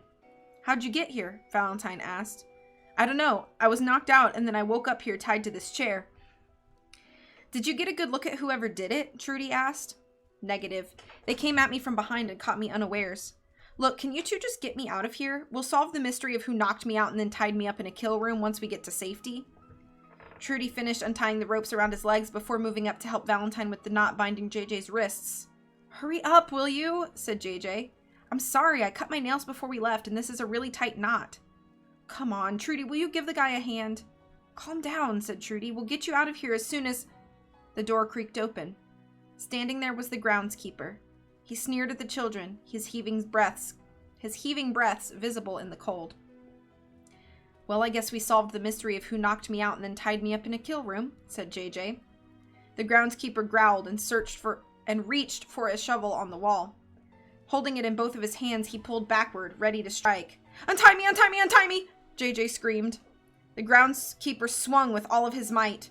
Trudy and Valentine dove out of the way in either direction. The shovel connected with JJ's shoulder, knocking him back down onto the floor.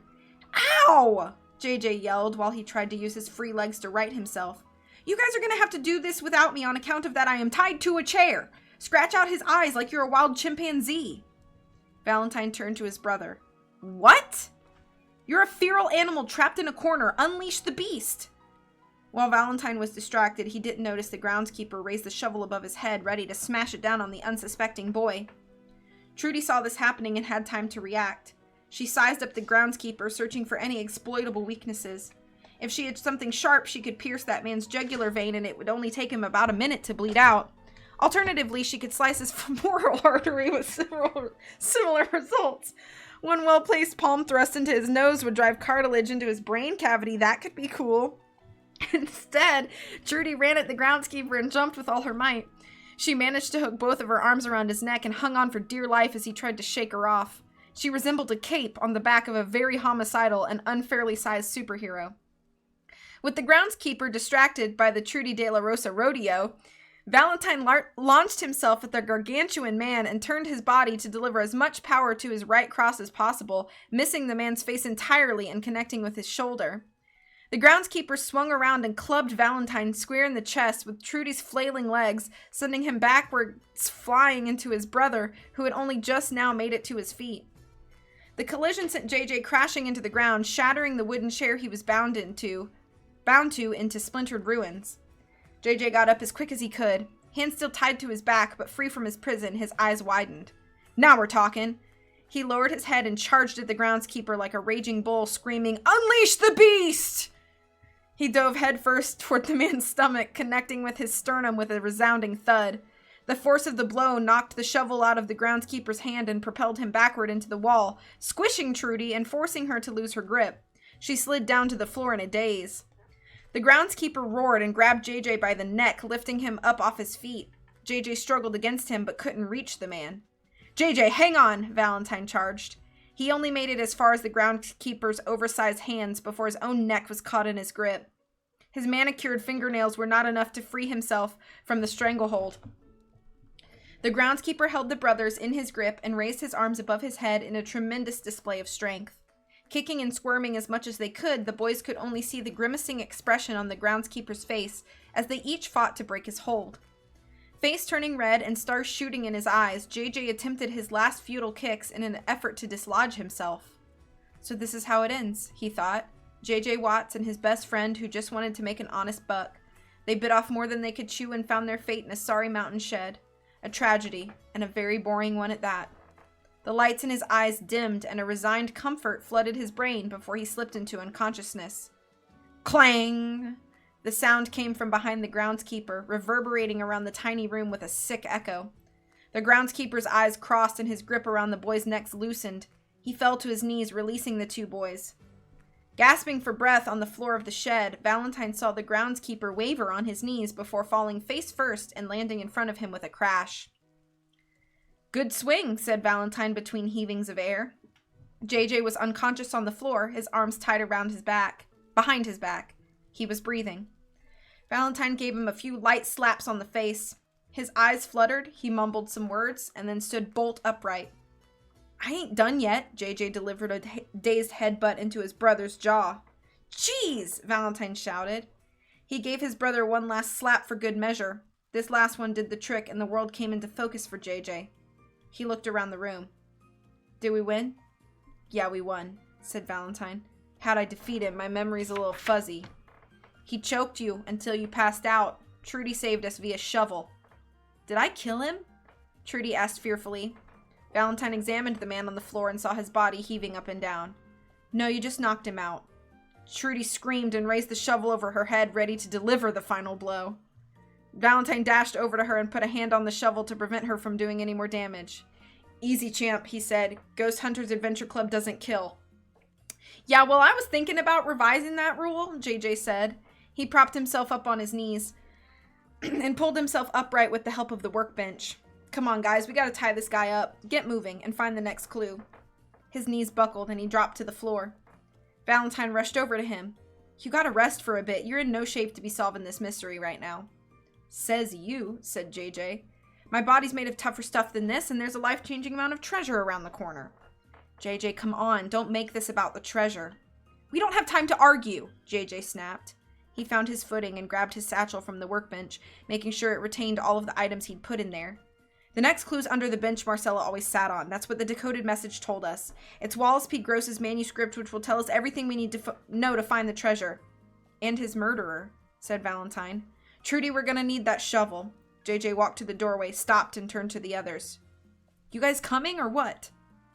Valentine and Trudy followed JJ out into the snow after tying the groundskeeper's hands behind his back and barring the door to the shed with an ice pick from the wall. That's the end of chapter 15.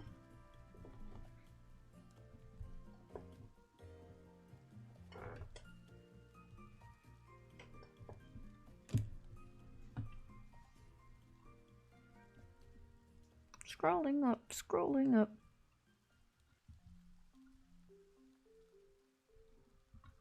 I like this story. I'm enjoying this story too. I've never read it before, so.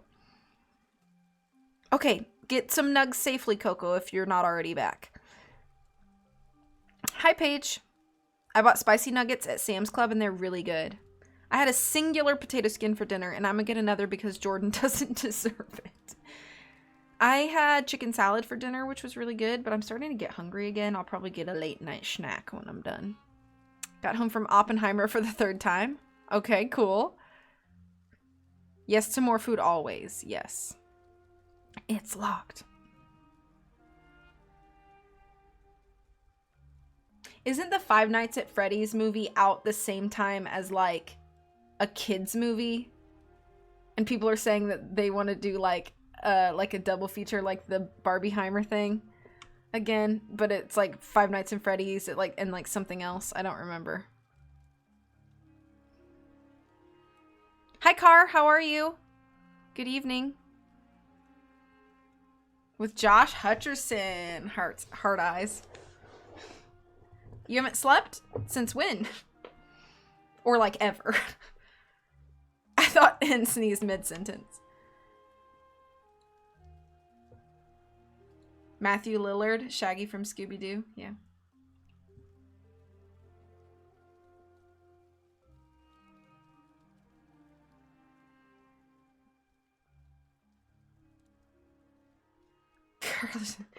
Bodily cavities. Back with nugs. Welcome back, Coco. Oh, man. You should eat and sleep. Those are things that I recommend people do on the regular.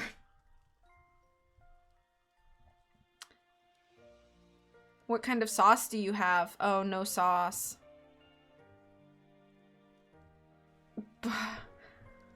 Ugh. I eat everything plain because I'm uncreative. No, you just appreciate the foods for what they are.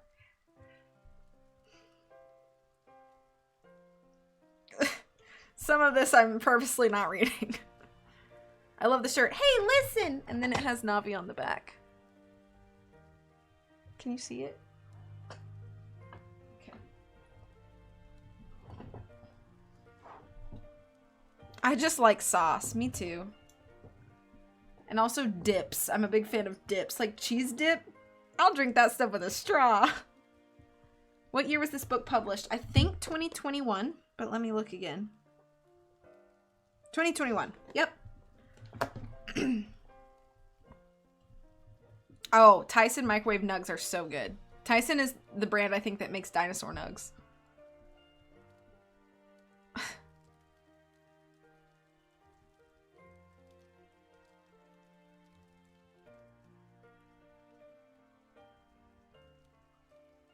Fries of the nugs.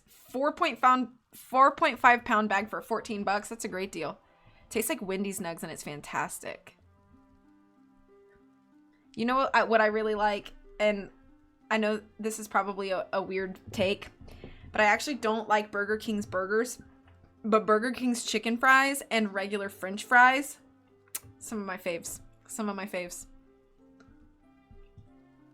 I am indifferent to Wendy's now, and it's probably because the 12 years that I worked in the same hotel, there was a Wendy's in front of us, and I had Wendy's so much that like I was so burned out on Wendy's by the time I left that job. I don't know if I've actually had Wendy's since. And that was like 3 years ago. 3.5 years ago. No, 3 years ago. No, when was it? October 2020 was when I left. Thank you for claps.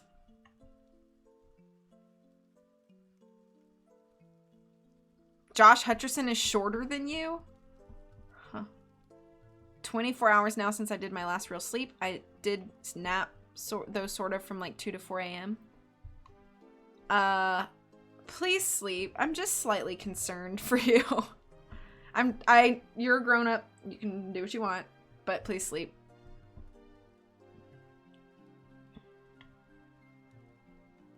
Coco, just squirt some mustard into your mouth. Yeah, just do that. Between bites. I always make them in the oven because I'm trying to be fancy with my nugs. I'll probably sleep in a couple hours. That's good. Yes to Burger King fries. Yeah. Oh, the Cinnaminis. I haven't had those in a long time. Me with Chick-fil-A. I also love Chick-fil-A.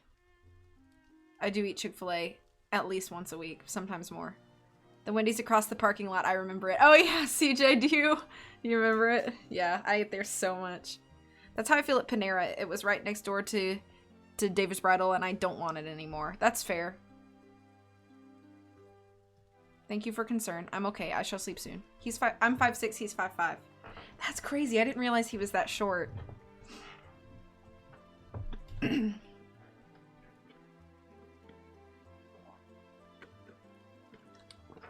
I see, like, Nicole, when you had talked about being taller than me, I thought you were going to be, like, so tall that when I met you and you were just, like, 3-ish inches taller than me, I was like, oh, Nicole's not as tall as I thought. But you're still taller than me.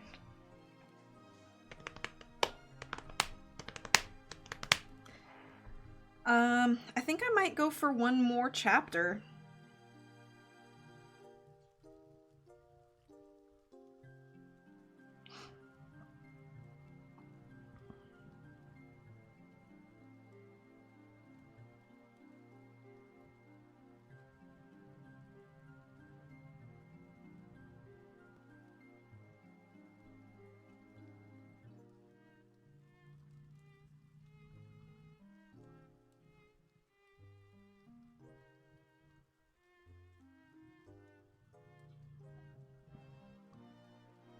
Okay. When I meet y'all in person, I always think everyone looks so small.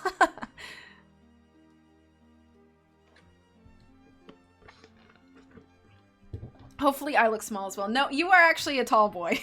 CJ, you are actually confirmed tall boy. I do feel quite short next to CJ. One of my friends in high school was over 6 feet and I felt like an ant. CJ, you're what, 6'1", 6'2"? CJ's a tall boy. Or am I making that up? You were actually the exact way I thought you'd be. Really? I guess that's good, unless you're talking about CJ. Yeah, I met Puffy at TwitchCon. Dirk was really tall. Really?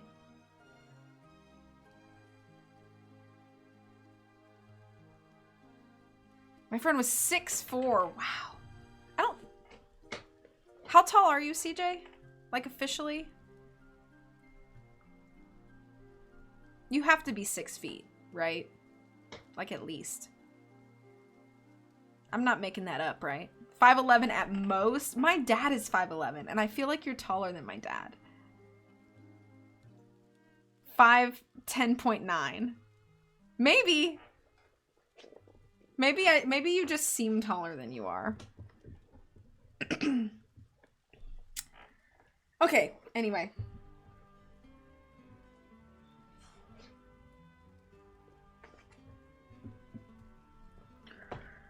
CJ's slim, which makes him think taller. CJ's thin, so he looks taller. Yeah, that's also true. CJ's, I wouldn't say CJ's like skinny, but he is slim.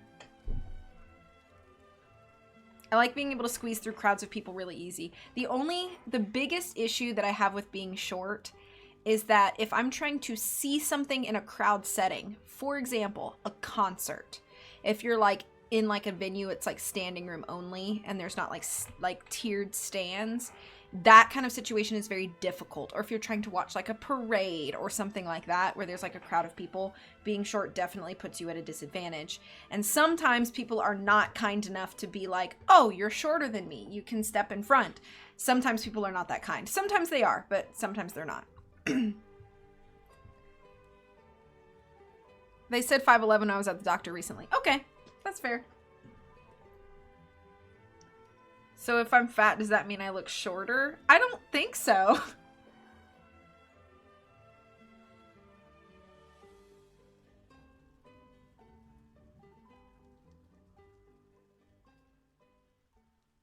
I feel like because of my hips, I look shorter than I am.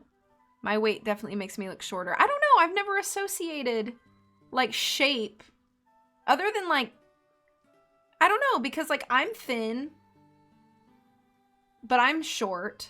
So I guess I don't really associate like body shape with height or anything like that. I don't know. I was at a concert where all the seats were the same level and I was so excited because there were no people in front of us. See, yeah, that's nice. And then this tall guy gets right in front of me and my phone kept getting pictures of the stage with his head in it. No! Anne seems taller than I expected, just a little. Really? I guess I expected her taller. Okay, last chapter. Here we go. Picture.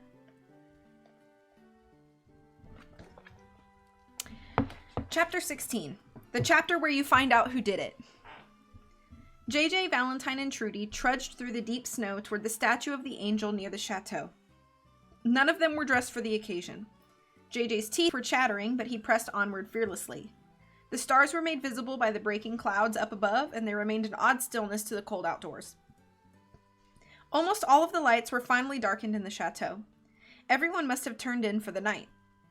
JJ reached the statue first. He searched his memory for the first time they had met Marcella P. Gross and triangulated the location of the now buried bench. It should be right here. Trudy, let me see that shovel. Trudy handed him the shovel and shivered with her arms crossed while JJ worked. He plunged the shovel into the hardened snow and pulled out a chunk, discarding it off to the side. As soon as he got tired, he handed the shovel to Valentine, who dutifully began digging.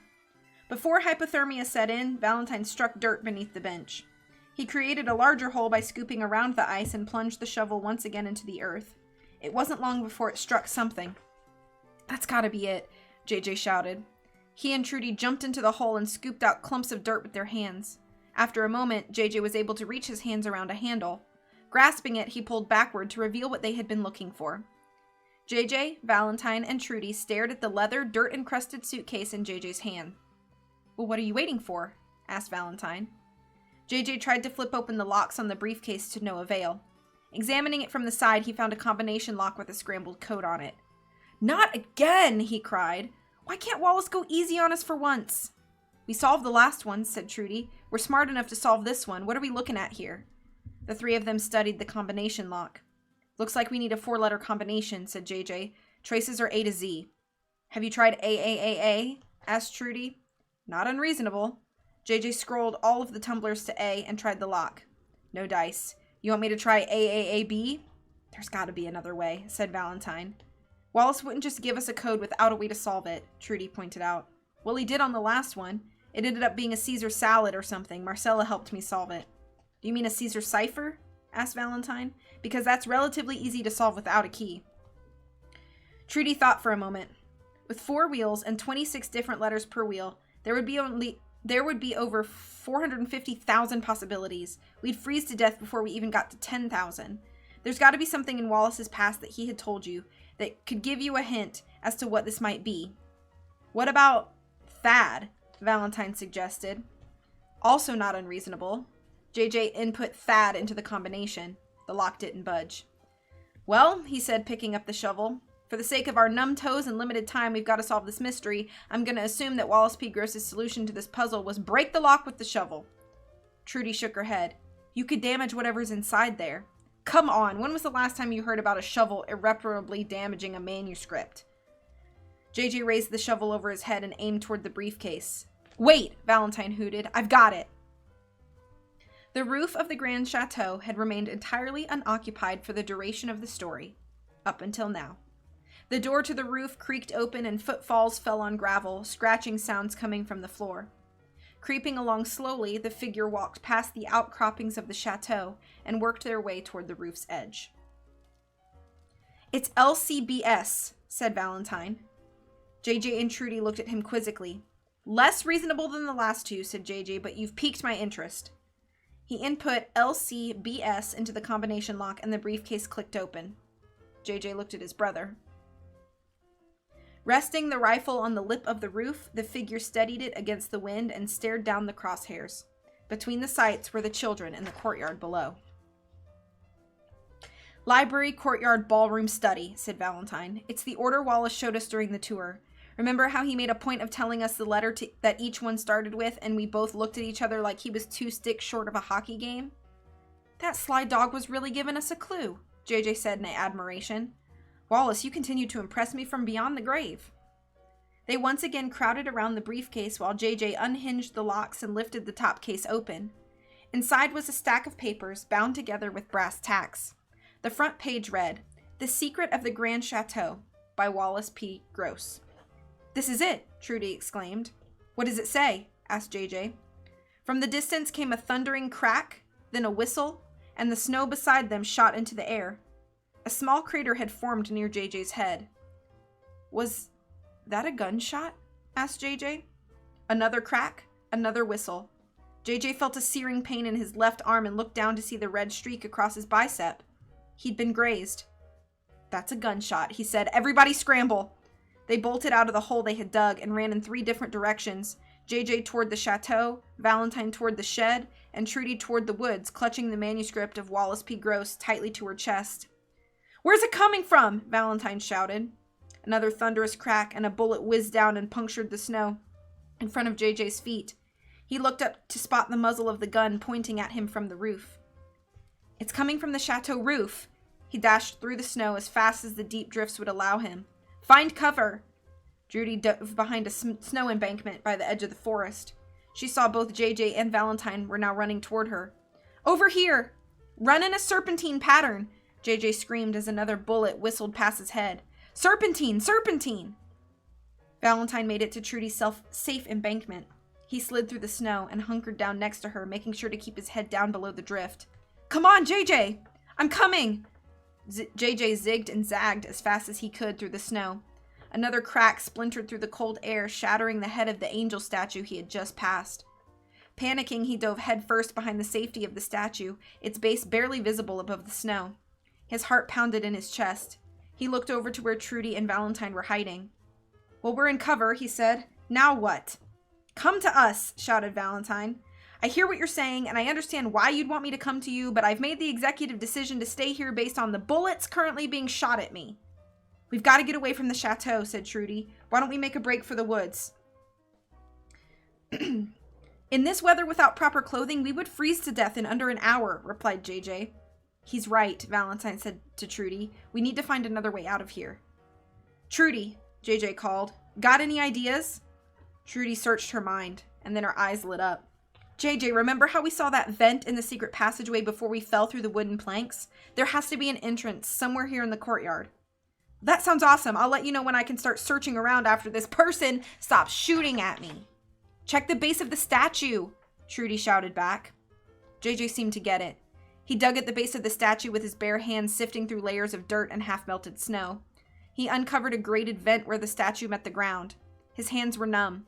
I've got something here. It's like what we found in the ballroom, and there's nothing blocking it. We'll come to you. Valentine moved to get up, but Trudy put her hand on his shoulder. The shooter might have a bead on us. JJ, is there any way you can distract them? JJ took a deep breath. Let the record state that I am willing to put my life on the line for my friends. He jumped out of his hiding space and waved at the assailant on the chateau roof. You're a terrible shot, milk breath. He immediately dove back behind the angel statue, narrowly avoiding a bullet that would have pierced his heart a moment sooner. "Now!" shouted JJ. Trudy and Valentine got up from their embankment and raced toward the statue, sliding behind the base of the angel just before another shot rang out. "Couldn't stand to be away from me, huh?" asked JJ. "Not now!" Valentine snapped. "Where is this exit?" JJ pointed to the metal vent by his feet. It was just wide enough for them to slide into one by one. Valentine wrapped his fingers around the metal grate and pulled. "It won't budge, and all these screws look tight. Is there a rock or something we can hit it with?" "Back by where we were just hiding there might have been a few," Trudy said. "If we can't get into here, it'll be suicide to make a break for the chateau." "Wait," said JJ. "I know what we can use to open it." He reached into his satchel and produced the motorcycle kickstand. I knew this would come into handy eventually. There is a footnote here. I will read said footnote. Dr. Cecil H. Mills, author of this book, checking in again. I promise I'll be shorter this go around. I received a note from my agent in an earlier draft of this book stating that this motorcycle kickstand revelation was a little too deus ex machina. For those unaware, this means the children were saved by a seemingly random and non-foreshadowed act of God, and by extension is a suggestion that I am a bad author. I only disagree with people when they are wrong, so I'd like to take this paragraph to remind you that I guaranteed the motorcycle and its kickstand will not be mentioned again in this or any other book in Chapter 10. This is what we intelligent authors refer to as a classic misdirect. You thought it didn't have relevance to the story because I was speaking about it outside of the story. That was intentional. I lied to you. Here it is again. I am a good author. Still, if you'd like to complain, I've included my P.O. Box info in the back matter of this book and will happily forward any hate mail you send over to my literary agent. I'm sure he'd love to hear from you. Valentine was shocked. "I thought we sold that for gas." "I stole it back." JJ jammed the kickstand between the metal grates and found a spot to use his leverage, pulling with as much weight as his numb fingers would allow. Another shot rang out and clipped one of the angel's wings. Rock and dust showered onto them. "We need to hurry," Trudy urged. "Val, give me a hand with this. I can feel it budging." Valentine rushed to his brother's aid, grabbing an open portion of the kickstand and adding his strength to his brother's. Another crack of thunder and a showering of dust burned their eyes. "Are they trying to bring the statue down on us?" coughed JJ in a panic. "I don't want to stick around long enough to find out," replied Trudy. Valentine and JJ gave another mighty pull. The screws that held in the vent began separating from the stone in which they were drilled. The more it gave way, the more leverage they could get. Shots kept ringing out, striking the angel statue in the leg. Before long, the statue was standing like a religious flamingo, liable to crush whatever was under it. With one final pull, the gate popped out and the brothers bent it further backward, creating a hole large enough to fit into. "Trudy, you first," JJ urged. She twisted her body to slide in, and with the help of the brothers, dropped down safely into the secret passageway. JJ shoved Valentine down next. Another shot chipped away at the only remaining leg of the statue. Valentine slid through the grate and was caught on the other end by Trudy. "Come on, JJ," Valentine called. Another bullet cracked the leg of the statue and it began teetering. The structure now gone, the rest of the leg crumbled and tipped toward JJ.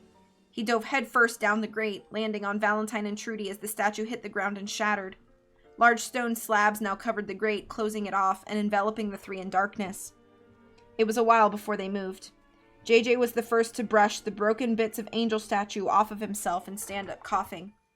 Trudy looked down and saw the manuscript she was holding still intact. JJ reached into his satchel and distributed 3 Grand Chateau branded flashlights among the team. Valentine rested on his knees while Trudy flashed her beam down the hallway, illuminating the hole they had fallen into earlier in their adventure. "JJ, you're bleeding," said Valentine, aiming his flashlight at the gash on his brother's arm. With the adrenaline slowly leaving his bloodstream, JJ could feel the throbbing heat emanating from his arm. He ripped off a strip of cloth from his undershirt and tied it in a knot around his wound. "All right," he said. "Now there's nothing between us and the treasure. What does the manuscript say?" "No," said Valentine, shaking his head. "I'm putting my foot down here." JJ cocked his head, looking at his brother. "What do you mean, no?" "I'm done. When you told me that we were going into the mystery business, you didn't tell me people were going to shoot at us. You didn't tell me that me and my friends might get killed. We were better off working drifter gigs in Harborville." "Are you kidding? You're the one who wanted to keep going with this mystery in the first place." "I wanted justice for Wallace P. Gross." "You wanted to solve a mystery," JJ retorted. Don't you see how different the two are? I'm at least doing something practical by trying to find the treasure. What about the treasure? Said Valentine, growing more and more heated as he spoke. You're the only one who cares about the money. You've only ever cared about money. I went along with this as long as I did because Wallace P. Gross's killer needed to be caught. JJ looked shocked. I only care about the money? What I care about is putting food on the table. Truth isn't going to keep us from starving to death, and it sure as Christmas isn't going to give us a place to sleep at night. You think I enjoy digging for clues in the freezing cold? All you are is a con artist, Valentine shouted at his brother. We never should have come up here, and we never should have tried to grift Wallace. And all you are is a follower. JJ didn't know how much he believed that, but he was angry now, and when he was angry, he tended to hurt the people he cared about. I don't need you, he went on. You obviously don't care. If you're not committed to the mission, then you're just dead weight. Valentine's face felt hot. If he hated one thing, it was people accusing him of not caring. He collected himself, letting cold feelings make him say things he knew he would later regret. You and me, we're no detectives. We're two idiots trying to get by. The best thing we could do right now is go back up to the chateau, knock on Deputy Park's door, and hide there like the scared little kids we are until the real police come. JJ smirked. I ain't stopping you, hotshot. They stood there staring at each other until Valentine turned and walked away, rounding the hole in the floor and disappearing into the darkness of the hallway. The rage that had filled JJ dissipated. His arm hurt. He sank down to the floor amongst the rubble. How did we end up here? Trudy didn't know what to say. Congratulations, Trudy, you've been promoted, JJ said glumly. You're the new Valentine. You can take his name if you want. It'd save me a lot by not having to reprint business cards. I can't just take his name. Wasn't his to begin with. You think JJ's my real name? JJ got up and dusted himself off. I guess it's just you and me and the treasure now. Let's go. His legs felt heavy. The adrenaline had left his veins and his head buzzed. He leaned against the wall of the secret passageway. Actually, let's take a quick break, he said, slumping down the wall into the floor. I'll only be a minute. Trudy sat down next to him. She felt lost. Her life had spiraled out of control in the last few days. She figured all she had left was to sit here and wait with JJ, hoping they could make it out alive. After a short while, JJ felt the energy to stand up. He turned on his reserve charm that he pulled out when his main tank was empty. It was less convincing. All right, bud, it's time for the Ghost Hunters Adventure Club to ride once more on what could be their last and greatest mission. We go through the secret dungeon, we find the treasure, we get out of there. You ready? Trudy stood up too. I guess I am. Not so fast, a voice said from across the hallway. That's the end of chapter 16.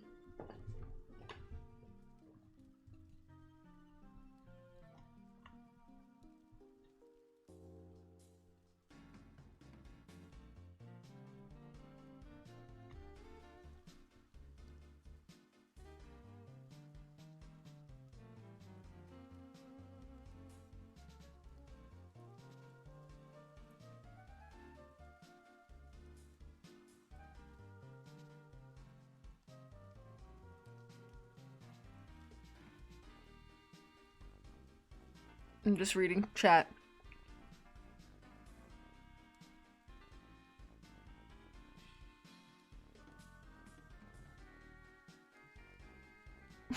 I hope you got the last potato skin, Nicole.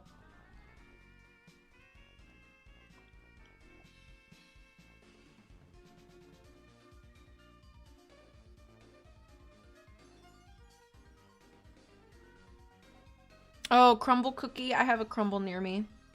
They're pretty good. They're massive. Those cookies are massive. Mine has a different menu every day.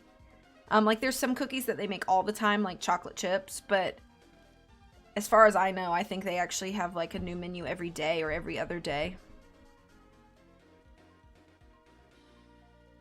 Gunplay in a kid's book? Wow, this is some Secrets Can Kill stuff. Nancy Drew first-person shooter game?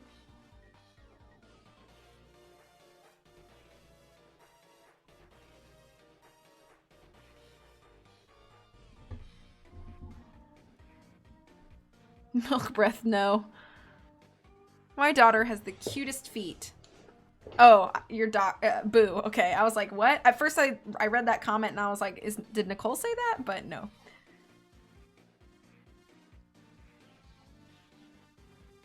Happy Cat Day. How is JJ still doing anything? He's been knocked out, shot, and frozen. I'm getting myself ready for bed. This has been so cozy and wonderful. Thank you. I'm glad you've been here. Dead weight, something Coco loves to shout at randos. Thank you for clapping. I wish I had sour cream though. Oh. Ours is every week. My cat is my child. I understand. I understand. Okay, well, I've been live for 2 hours and 11 minutes. This is the longest stream I've done in a while. It's after 10 p.m. for me, which, you know, Granny V, that's a lot going on for me. But I was happy to stream. I hope you guys have a wonderful rest of the night. Please take care of yourselves. I'll stream when I'm able to again.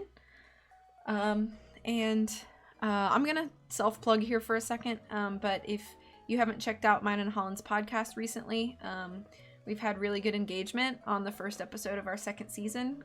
We came back with our second season at the beginning of July with Twilight, and it's one of our most engaged episodes so far, so it's really fun. So if you guys want a podcast to listen to and you like hearing us discuss and review different things of media, then feel free to check us out there. It's called Lion and Mouse Commentary if you don't already have that information, and you can listen to it on all the major podcast platforms. So just plugging that in case you guys haven't thought about it in a while.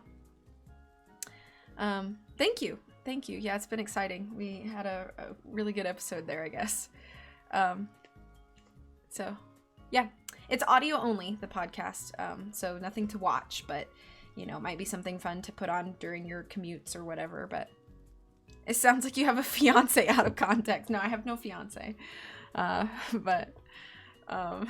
Anyway, I hope you guys have a great night. I'll see you again soon. Please take care of yourselves. As always, much love, and I'll talk to you later. Bye-bye.